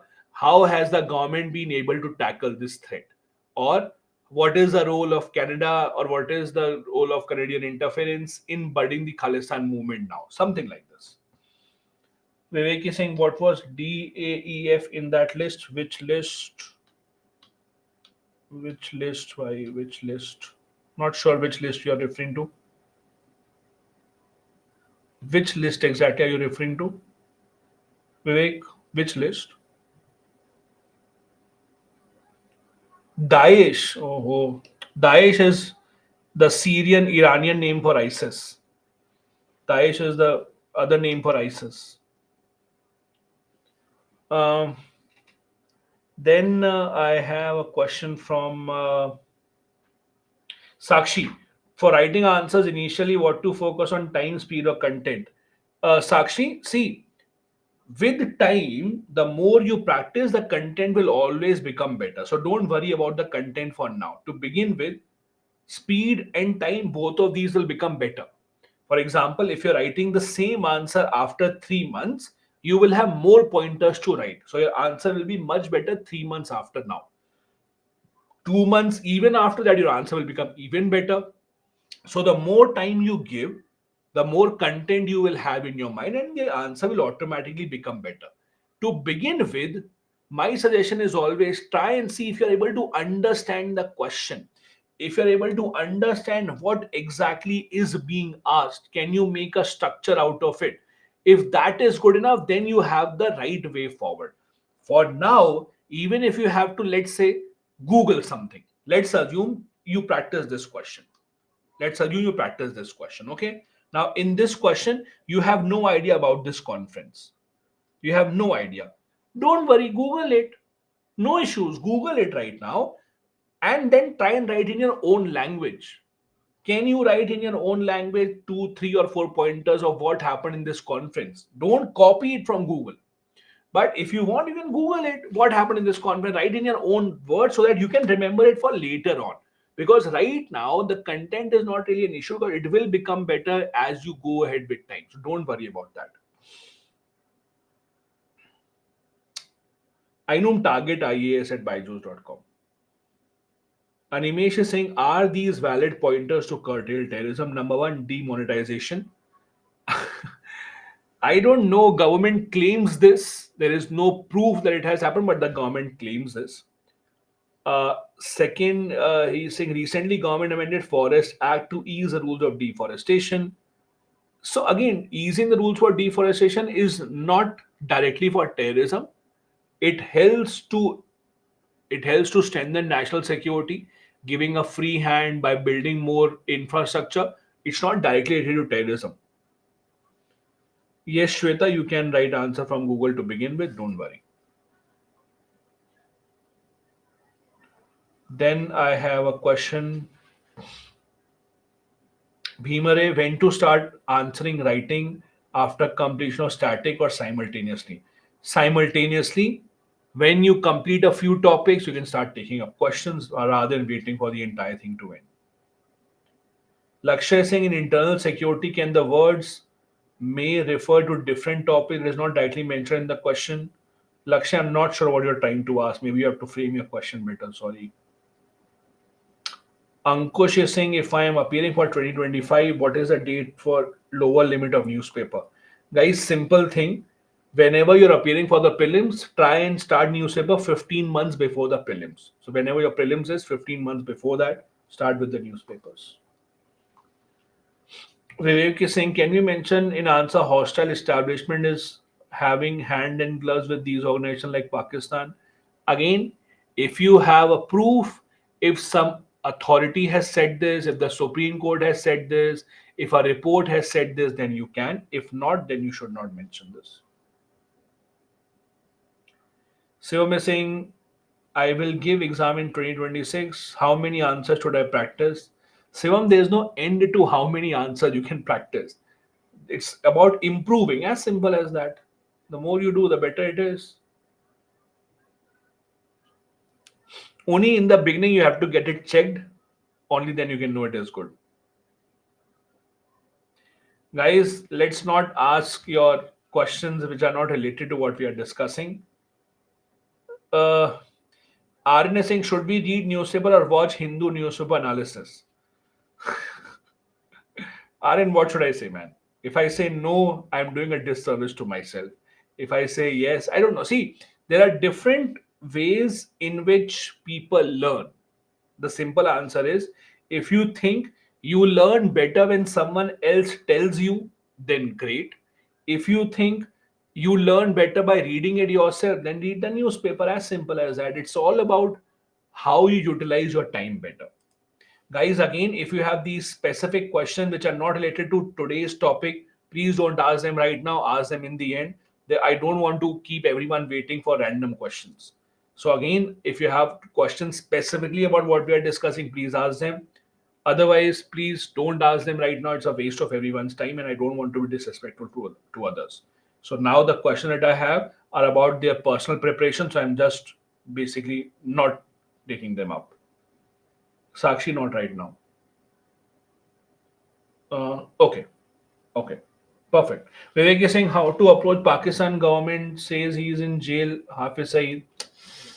Vivek, if the Pakistan government says something in jail, how to approach means what? UPSC is not asking you whether Hafiz Saeed is in jail or not. One of the problems that we have is we imagine questions. One of the biggest mistakes that everyone does, we start imagining question. What if they ask this? What if they ask this? And in all of that, what the UPSC might ask, all of that leaves us from our mind. Somehow we are fond of imagining some random stuff, and we think, what if they ask that I should know this also? I should know. There's no end to it. Please understand, there's no end to it. And if you just imagine question one after the other, it's a deep hole that you're just forcing yourself into. So my suggestion is don't do this. But again, you are an adult. You decide your own stuff. Perfect. Let's start then. Uh, the next topic or the next module that we wish to start here is insurgency that we see in the northeast part of the country. Now, so far, we have discussed issues such as left wing extremism, that is Naxalism. We have also discussed issues about terrorism, mainly terror funding, how the government is trying to curtail it, terror related activities, how the government is trying to control it, case studies such as the Khalistan movement, such as the Jammu Kashmir insurgency or terror insurgency in Jammu Kashmir. We discuss about the government of India's efforts regarding it, both at the national stage and at the global stage. What have we been trying to do, and what is it that we're trying to do at the UN as well? Now we are focusing on one other part of India, a part of India that unfortunately has seen a lot of insurgent movements, and these movements have been going on since our independence. Now, in northeast part of the country, the interesting and the difficult part rather is every state has its own issues, and these are extremely complex. One of the big mistakes that we do, even in terms of policy making or trying to understand this part of the country, is we overlook the complexities of these areas, and we think that it is the same. No, even amongst every single state there are thousands of tribes. Every tribe has their own culture, every tribe has their own demands. Some tribes want to stay a part of certain states, some tribes have a different culture, they want to go away. Because of it, the issue has become extremely complex. The other issue why situation northeast becomes complex is the role that the British used to play here. So when the British came here, as you would know, British not just ruled over India, they also ruled over Burma.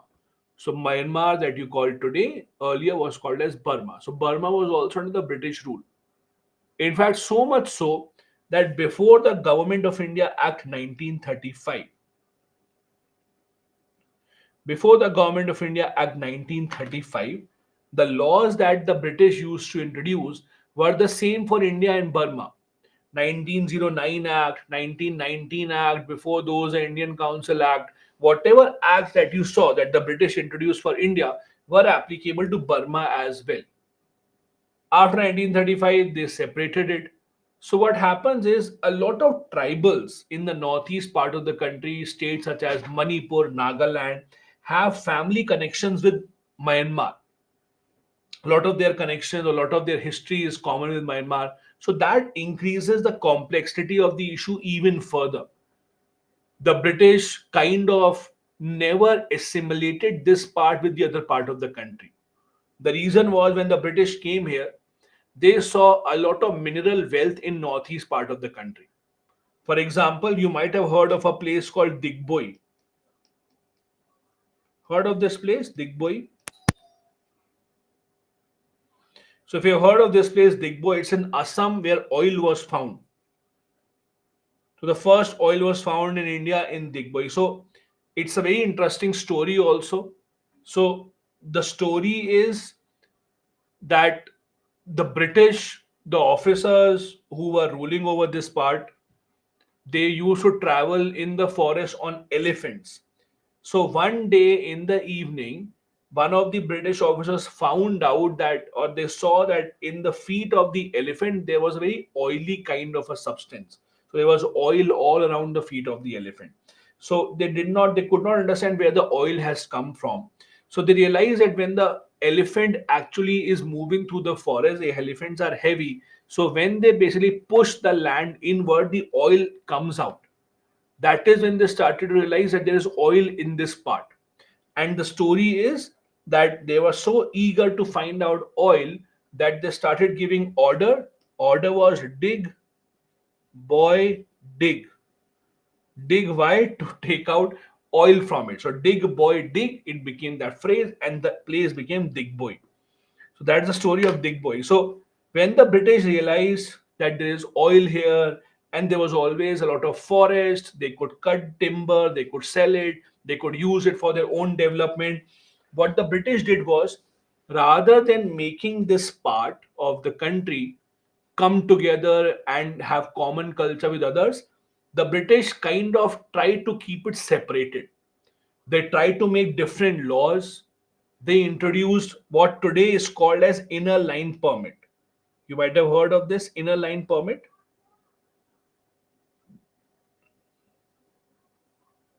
or ILP. So those who don't know this, so basically what happens today, if let's say you wish to go to Nagaland or you wish to go to Arunachal Pradesh, before entering the state, you have to take permission from the state government. This is called inner line permit. So before entering those states, you have to take permission from the state government. They will give you permission, a letter kind of a thing. It's easily done. It's not a difficult thing to do. You can easily do it. Just apply. Most of things is done online, or you can apply when you go at the border. And again, they will give you this permit. This is called inner line permit. So this inner line permit was a British idea. When the British introduced it, their idea was not to preserve culture of this place. Their idea was, again, they did not want anyone to come in and find oil and forest here. They did not want that. They wanted that our forests, our oil, etc., should not be because or should not be harmed with outside interference. We will be the only one who would actually do this. Pavitra, I never said Himachal Pradesh. I said Arunachal, Arunachal. I know there is no ILP in Himachal. I said Arunachal. Arunachal Pradesh and Nagaland. These are the two. Not every state does it. So, for example, in other states, if you want, you can just take a train and flight. You can go to other states. They don't require a permission or for that. You have freedom of movement. But ILP does not allow that. So the British did it, as I said, to safeguard their economic interest. India, after independence, still did it because now the reason was not to safeguard economic interest. Now the reason why we have ILP in certain states, why the states demand ILP, is that they want to control the number of people coming in from outside the state. They want to control how many people are coming in.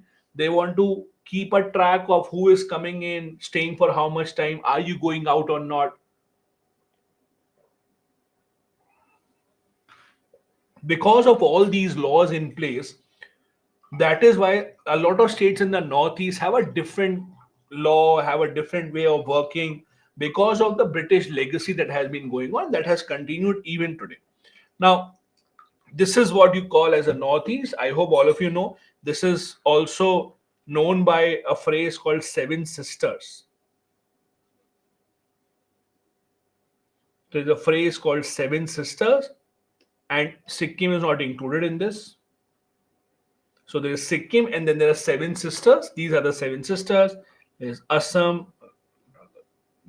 there's Assam, there's Meghalaya, there is Tripura, there is Mizoram, there is Manipur, there is Nagaland, and then there's Arunachal Pradesh, and then Sikkim is separate.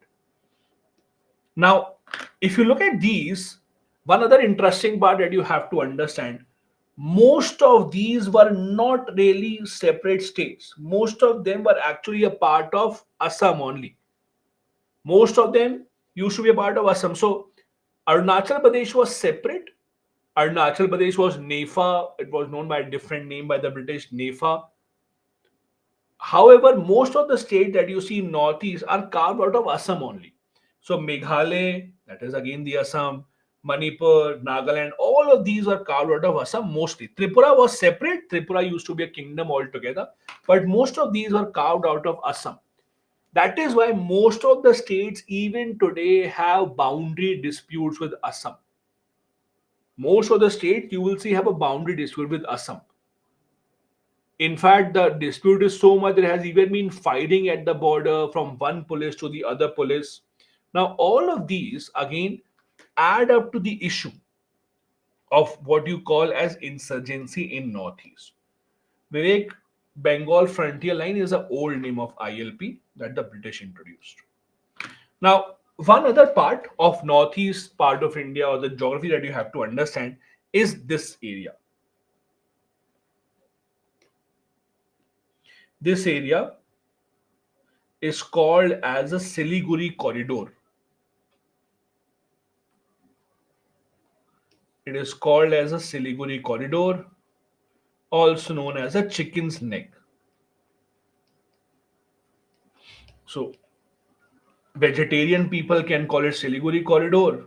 Non-vegetarians can call it chicken's neck, whatever you wish, entirely up to you.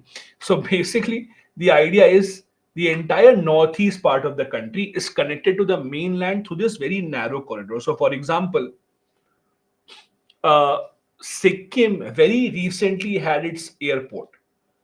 So very recently, Sikkim had its airport. Before this, Sikkim did not have an airport of its own. So earlier, if you had to go to Sikkim, for example, when I went to travel to Sikkim in I think 2018, if I'm not wrong.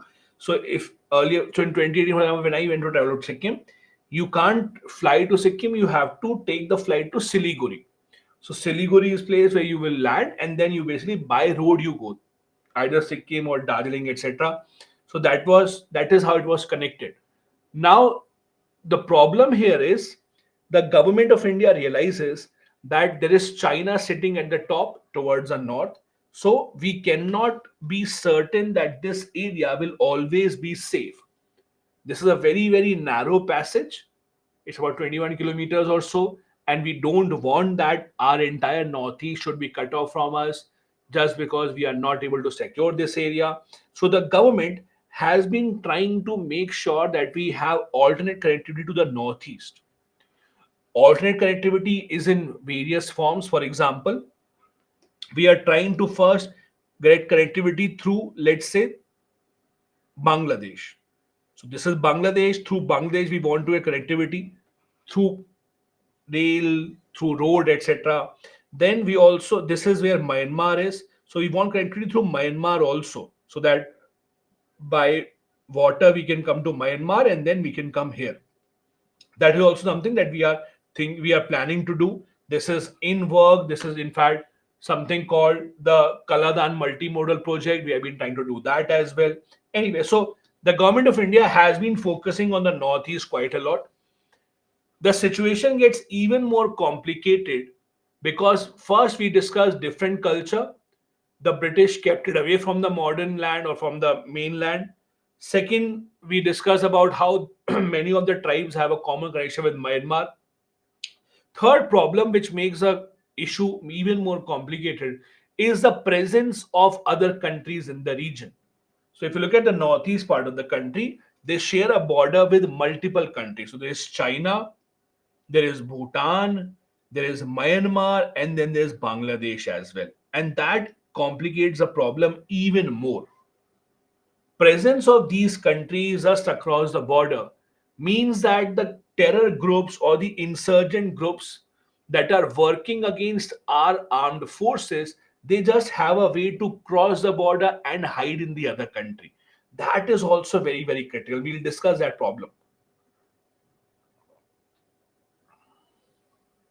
Most of the insurgent groups, in fact, have made it a habit of crossing over the border and trying to hide in other countries. For example, they have tried to do this in Bhutan earlier, Bangladesh also, Myanmar to a larger extent. With Bhutan and with Bangladesh, since we have great relationship, both the countries helped us to curtail this problem. When insurgent groups enter Bangladesh, hide in the forest, Bangladesh government has helped us, their military has helped us to identify these people. In Bhutan also, when they try to enter Bhutan, hide in the thick forest, Bhutan government has also helped us. With Myanmar, that is not really the case. With Myanmar, the problem is that Myanmar first is under the military rule of the Junta, and they earlier have also been under the rule of the military. So the situation in Myanmar is slightly more critical, and we'll discuss that also going forward. Now, there are a few details about the geography of the northeast part of the country.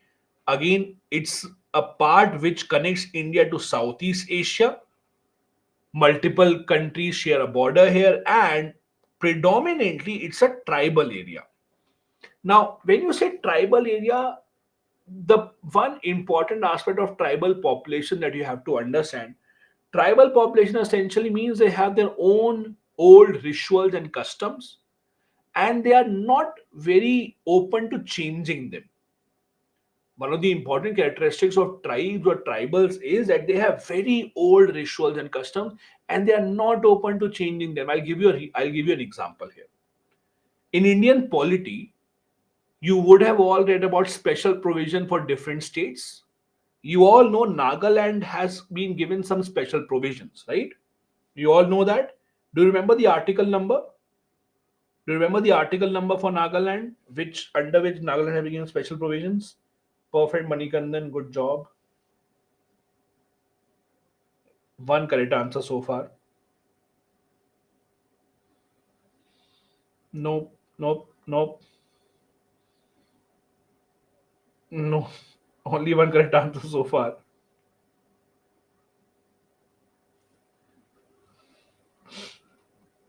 I hope you guys know. Roshan slightly wrong. I hope you guys know Article 371 and 371 are not the 371A are not the same. I hope you know this. 371 is not the same as 371A. I hope you know this part. Okay, so when you know this, so you should know this is not 370, this is 371A. Similarly, please understand, and this is for your own generic information for polity especially. Please remember when you're writing these articles, 371A and 371A are not the same. Okay, 371A and 371 capital A are not the same. I hope you all know this. In case you don't know this, I'll just clarify this one. This is important. Please don't commit this mistake in the answer. Because if you commit this mistake in the answer, you will lose all the points. So basically, this is extremely, extremely important for all of you to understand. So if you actually see this, I'll just write it here for you. 371A is a separate article altogether. It's a separate article. 371A means Article 371 has many points A, B, C, D. So 371A means subsection of Article 371.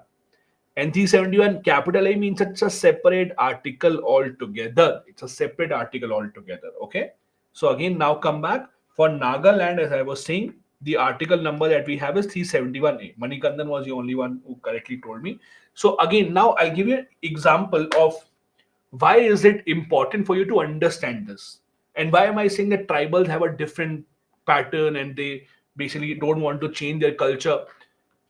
Again, in Indian polity, you would have read there is one third women reservation in panchayats and municipalities.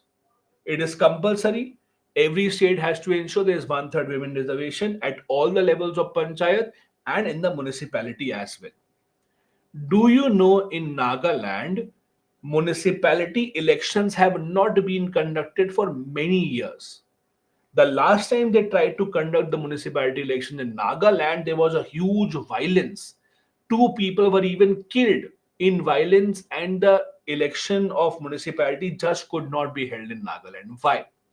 Nagaland says under Article 371A, we have been given the right to preserve our culture. Nagaland says under Article 371A, we have the right to preserve our culture, and they say that our tribal culture does not allow women to be in position of power. They don't allow women to be position of power where they can make laws or policies. So Nagaland says that this one third women reservation law for panchayats or municipalities is against our tradition, and thus we will not allow this. So they say Article 371 has given us this protection. It is more important, it is more powerful as compared to 73rd Amendment Act, 74th Amendment Act. And that is why we will not have elections of local bodies if there is one third reservation. The matter has even gone to the Supreme Court. This proves the fact that the tribal population in the region is different, special in the sense that the tribals have their customs and rituals that have been going on for a very, very, very long time. And the main difference with others is tribals are extremely rigid on their culture. For good or bad, we are no one to decide here. We can't say, oh, they are doing the wrong thing or right thing. Let them be the judge of that. As an outsider, you can't take a call. But again, it's very difficult to argue with them. And that is where the problem has also started. That is why in most states in the northeast, especially Nagaland, even Manipur, in Mizoram in certain cases, the argument is why the people or why some groups have been formed who demand a separate state or demand a separate country. Their assumption is that the government of India or the central government is trying to impose a new culture on them. The central government is trying to take away their own culture. They're trying to take away what their tribals have been doing for so many decades, and that creates a big problem. And this is why the complexity of the northeast part is extremely, extremely difficult as compared to the others. So, as I said, a lot of blame has to go to the British. It started from there because their intention was not really to have a unity in the entire country. Their intention was to make their own objectives meet. They wanted to make sure that from wherever they get the most incentive or from wherever they get the most benefit monetarily, they would follow those policies. So, for example, the British became intrusive. They cut down on all the trees and forests. They tried to take them away. They tried to make sure there is no outside interference as well. One other thing that British did very interestingly, and this is another point of view that many people don't really realize. Do you know, even after independence, there was a very considerable British interference in the northeast part of the country? I'll tell you how. So basically, if you or if you have remembered in modern history, one of the things that the British did when they came to India was that they allowed the missionaries to come. Remember, missionaries were allowed to come to India. Now, what were these missionaries doing or what were they trying to do? Missionaries were trying to convert people to Christianity.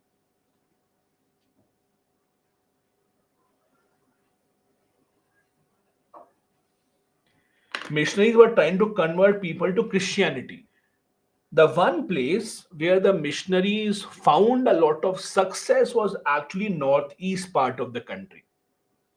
If you look at the northeast part of the country, they found a lot of success there.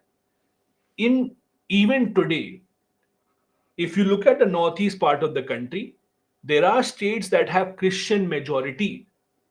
There are states that have Christian majority. And again, mainly it has got to do with the missionaries coming here, trying to convert, trying to influence. The British thought that by converting people to Christianity, they will be closer to Britain, means they will never fight against Britain, they will not protest against Britain, they will not revolt against Britain. So the entire idea of the British supporting the missionaries coming here, converting people, was to make sure that they support the Britain. And this did happen. Britain, in fact, made a lot of secret agreements with multiple northeastern states. Nagaland is a prime example. Naga tribal leaders always say that before India's independence, the British promised them independence. British had promised them that when we leave India, you also leave India. You don't have to be a part of India. British had promised them that don't worry, we will not stop you. And again, that was done because the British had no intention of keeping India together. Even after India's independence, we'll discuss this when we discuss the Nagaland problem. When India became independent, we all focus on Kashmir problem.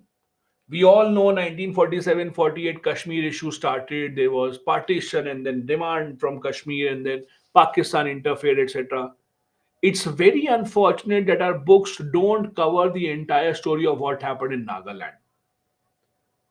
If there are two biggest problems that Indian government faced in 1950s, one was Kashmir and other was Nagaland. Because in Nagaland, again, the assumption was that when the British had left, they had promised independence to Nagaland as well. So the Nagas thought it is their time also to become independent. We'll discuss that problem in a bit detail later on. We have also seen this part of the country from Northeast having a great impact of immigration from Bangladesh. You have read this in polity as well, how illegal migration in Assam and in Tripura have led to a lot of issues. There has been violence in this part of the country. People have been demanding that the government should remove people who have come in illegally. You all have read about the Assam Accord. Assam Accord that was signed in 1985 in Assam, wherein the central government promised to the people in Assam, promised to the student union leaders that we will send out people who have come in illegally. All of that was done because there has been a big impact of illegal migration also. It continues even today. Look at Tripura. Tripura used to be a state where tribals are always in majority. Please understand, Tripura as a state always had tribals in majority. Now, Tripura has turned into a state where tribals are in a minority now. There has been so much outside immigration, people coming in from outside to such a large number that in Tripura, tribals have turned into a minority now. How has that happened? Because of so much illegal immigration. The people in the Northeast believe that the central government could have stopped this from happening, but the central government did not. Maybe for votes, maybe for something else, but they did not. Because of it, the problem has become even worse. Illegal immigration is seen in other parts as well. In Assam, also, the Assam Accord that we talked about, Tripura, in Manipur, also. Although from Manipur, the problem is not from Bangladesh, but from Manipur, the problem is from Myanmar. We will discuss the Manipur related issue in a bit, maybe in the next class. In Manipur, the Methi community has been saying that the Kukis bring their relatives from Myanmar, they start planting illegal drugs here. So the problem of illegal immigration has also started to happen in big, big, big numbers. Also, the northeast part of the country, as I said, since it has been a center of violence, they have also made sure that the tradition continues against the Indian armed forces as well. When the British were here, they recruited a lot of people from the northeast part of India into the armed forces. A lot of tribals from northeast part of the country participated in the Second World War. Thus, they had the training, they knew how to fight against the forces, they had the weapons also given by the British to them.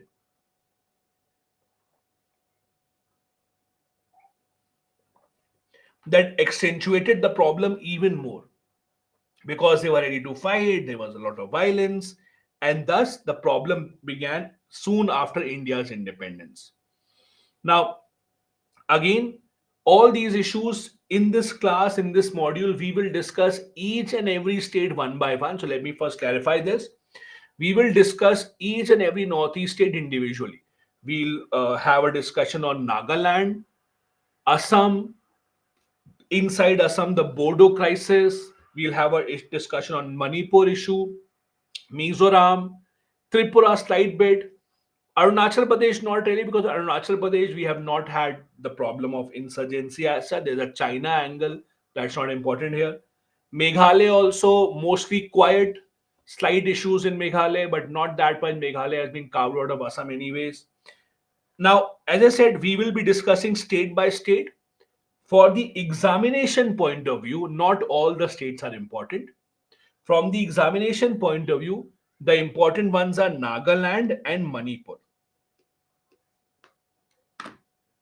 The important ones from the examination point of view are Nagaland and Manipur. Again, the reason is Nagaland is the oldest of all these issues. The most violent is also Nagaland. Even right now, the government is trying to have peace talks with some groups in Nagaland. Some groups have accepted the government's peace proposal, but there are still some groups that have still not accepted the peace proposal. So that remains a big problem. Manipur, because it is so much in the news, despite the news not covering it anymore, the problem or the situation in Manipur is still not back to normal. So, although we will discuss each and every one of these, but the focus mainly from the examination point of view, my suggestion would be on Nagaland and Manipur and their issues mainly. Although all of these have seen insurgency one after the other, started with Nagaland soon after our independence, then Manipur, Mizoram, all of them. Arunachal Pradesh, as I said, the only state which has been free of insurgency or terrorism, although they have a different problem, interference by China.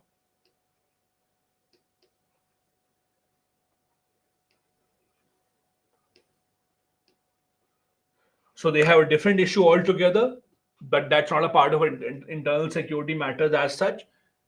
The other states in the northeast have usually seen some insurgency at some point of time or the other. Also, we have discussed about why is it that the insurgencies have thrived in this part of the world. There are some generic reasons that every state has this problem. First, most states believe sense of apathy and alienation from mainland India. Now, in most parts of India, you have seen racism, people being called by different names, especially when they belong to northeast part of the country. We have seen violent attacks against people who belong to northeast part of the country. There have been the situation became so bad in Delhi a few years back that Delhi government had to make special police forces who will just investigate cases of crimes against northeast because of the situation that erupted in Delhi and it exists in other parts of the country as well. There's a complex relationship between the different states as well. Amongst the different states in the northeast, for example, most of the states have this Assam factor. See, as I said, Shweta, I remember you have a webinar. Don't worry, we'll end the class soon. Don't worry, I'll give you some time. So, again, the Assam factor also is extremely big. As I said, most of the states have been carved out of Assam only. Nagaland, Manipur, all these things have been carved out of Assam only. Now, if you actually see all these states, they still have some land dispute or other with Assam. Most of the states believe that they did not get a good deal out of it. Most of the states still believe that Assam tries to have a lot of influence over them. That is also a big problem. Most of the states, because they were a part of one single Assam, Assam was ruled by Ahom kingdom. So all of them have this past that they want to be separate. All of them have this past that they don't want to be a part of Assam. They don't want to be influenced by Assam. Then there is illegal immigration, as we discussed, and there are other types of crime, especially the drug related issues. We had already discussed the issue of Golden Triangle, how northeast part of the country is adjacent to the Golden Triangle, that is Myanmar, Laos, Thailand, Vietnam. These are the countries where there's a lot of illegal drug activity, which directly impacts the northeast part of the country. This is where we will conclude today. We will resume from here day after tomorrow when we start with Nagaland. I'll remind you once again, I've reminded this couple of times earlier. We will not have a class tomorrow evening. I have some other engagement. We will be back on day after tomorrow. In place of tomorrow, we will have a class on Saturday, same time. So we anyways are meeting day after tomorrow. We are skipping tomorrow's class. So from tomorrow, we are skipping that or rescheduling that for Saturday. But again, we are anyways meeting day after tomorrow. I know you guys have a webinar, so you can run if you wish to. I'm still here for a few minutes. If you want to ask some questions, you can. If you don't want to ask any questions, you're free to leave in that case. I'm not teaching any further from here. Only hegemony means power, monopoly, where you have influence over everyone else. Gunjal Santhal tribal is not this area. Santhal tribal was not in the northeast. Thank you, Imanshu. Animesh is saying government of India has signed a peace accord with Ulfa IM faction of Assam. Wouldn't Assam also be an important for examination point of view? Again, I'm not saying it won't be, but it really depends on how much was it in the news. We will discuss about it. It's not that we will not discuss about it. You will read about this, but again, it's not as important because that group was not that active anyway now. Then Khushi Singh, so will we be starting a new subject tomorrow? Khushi, tomorrow we don't have a class in the evening. That's it. I'm not saying start a new subject. This will happen. That tomorrow we don't have a class. We have a class day after tomorrow. That's it. Uh, Srushti, Assamese hegemony meant most of these states were carved out of Assam only.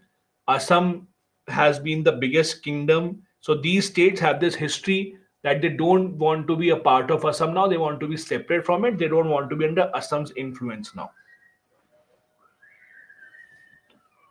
Hari, yes, you can call it in insurgency if you wish to. Harsh, no, you don't have to remember the names of all the militant groups. Lakshya Singh, does that mean Assam has a conservative people from Ahom kingdom and others want independent identity? Lakshya, Ahom kingdom existed many, many years ago. So it's not, you can't judge today's people from what Ahom kingdom was. But yes, the other part is right. Everyone wants an independent identity. Sapna, illegal migration is related to Tripura because when people come in illegally, they forge and they get duplicate election cards, they take vote, they take part in the election, and that is how they influence the election.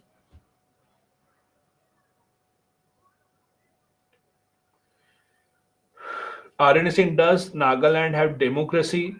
RN, Nagaland is a part of India. Why would they not have democracy? They have democracy, man.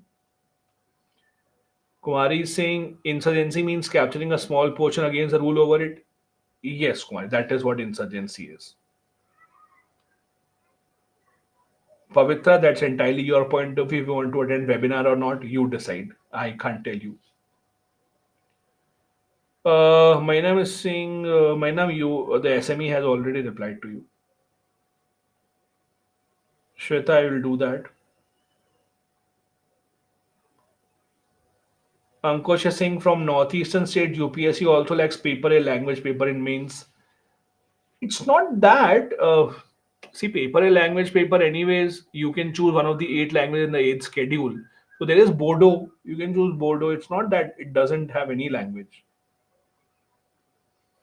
Himanshu, the only suggestion I have for prelims is to solve as many questions as possible. Do a lot of test series that will help you out. Bhimare, yes, you can call that. Yes, you can call that. Roshan is saying my geography is very weak. How can I improve? Maybe oh Roshan, even my geography is very weak. So I don't I don't know how to improve geography. Not something that is in my control right now. Sorry.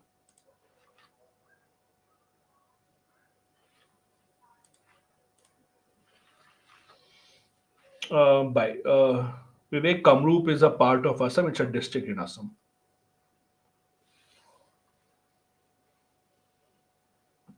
Pavitra, no one is teaching Telugu language at Baiju, so I'm not sure what you want. Aryan, yes, improve your memory by eating almonds and walnut. That will help you improve your memory. See, there is nothing called memory improvement. Memory improvement, it's just two things.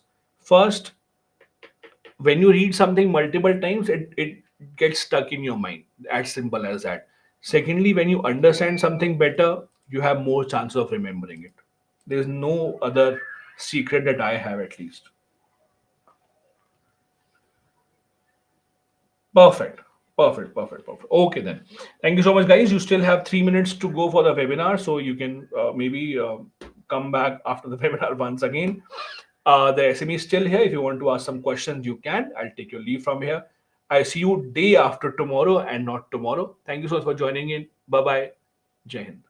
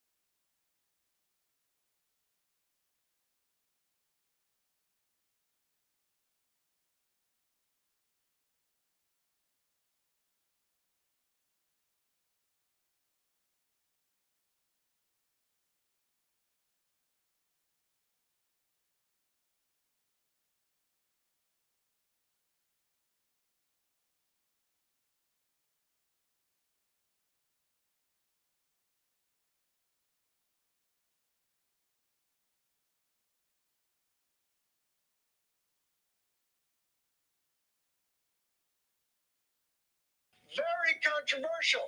A lot of discourse around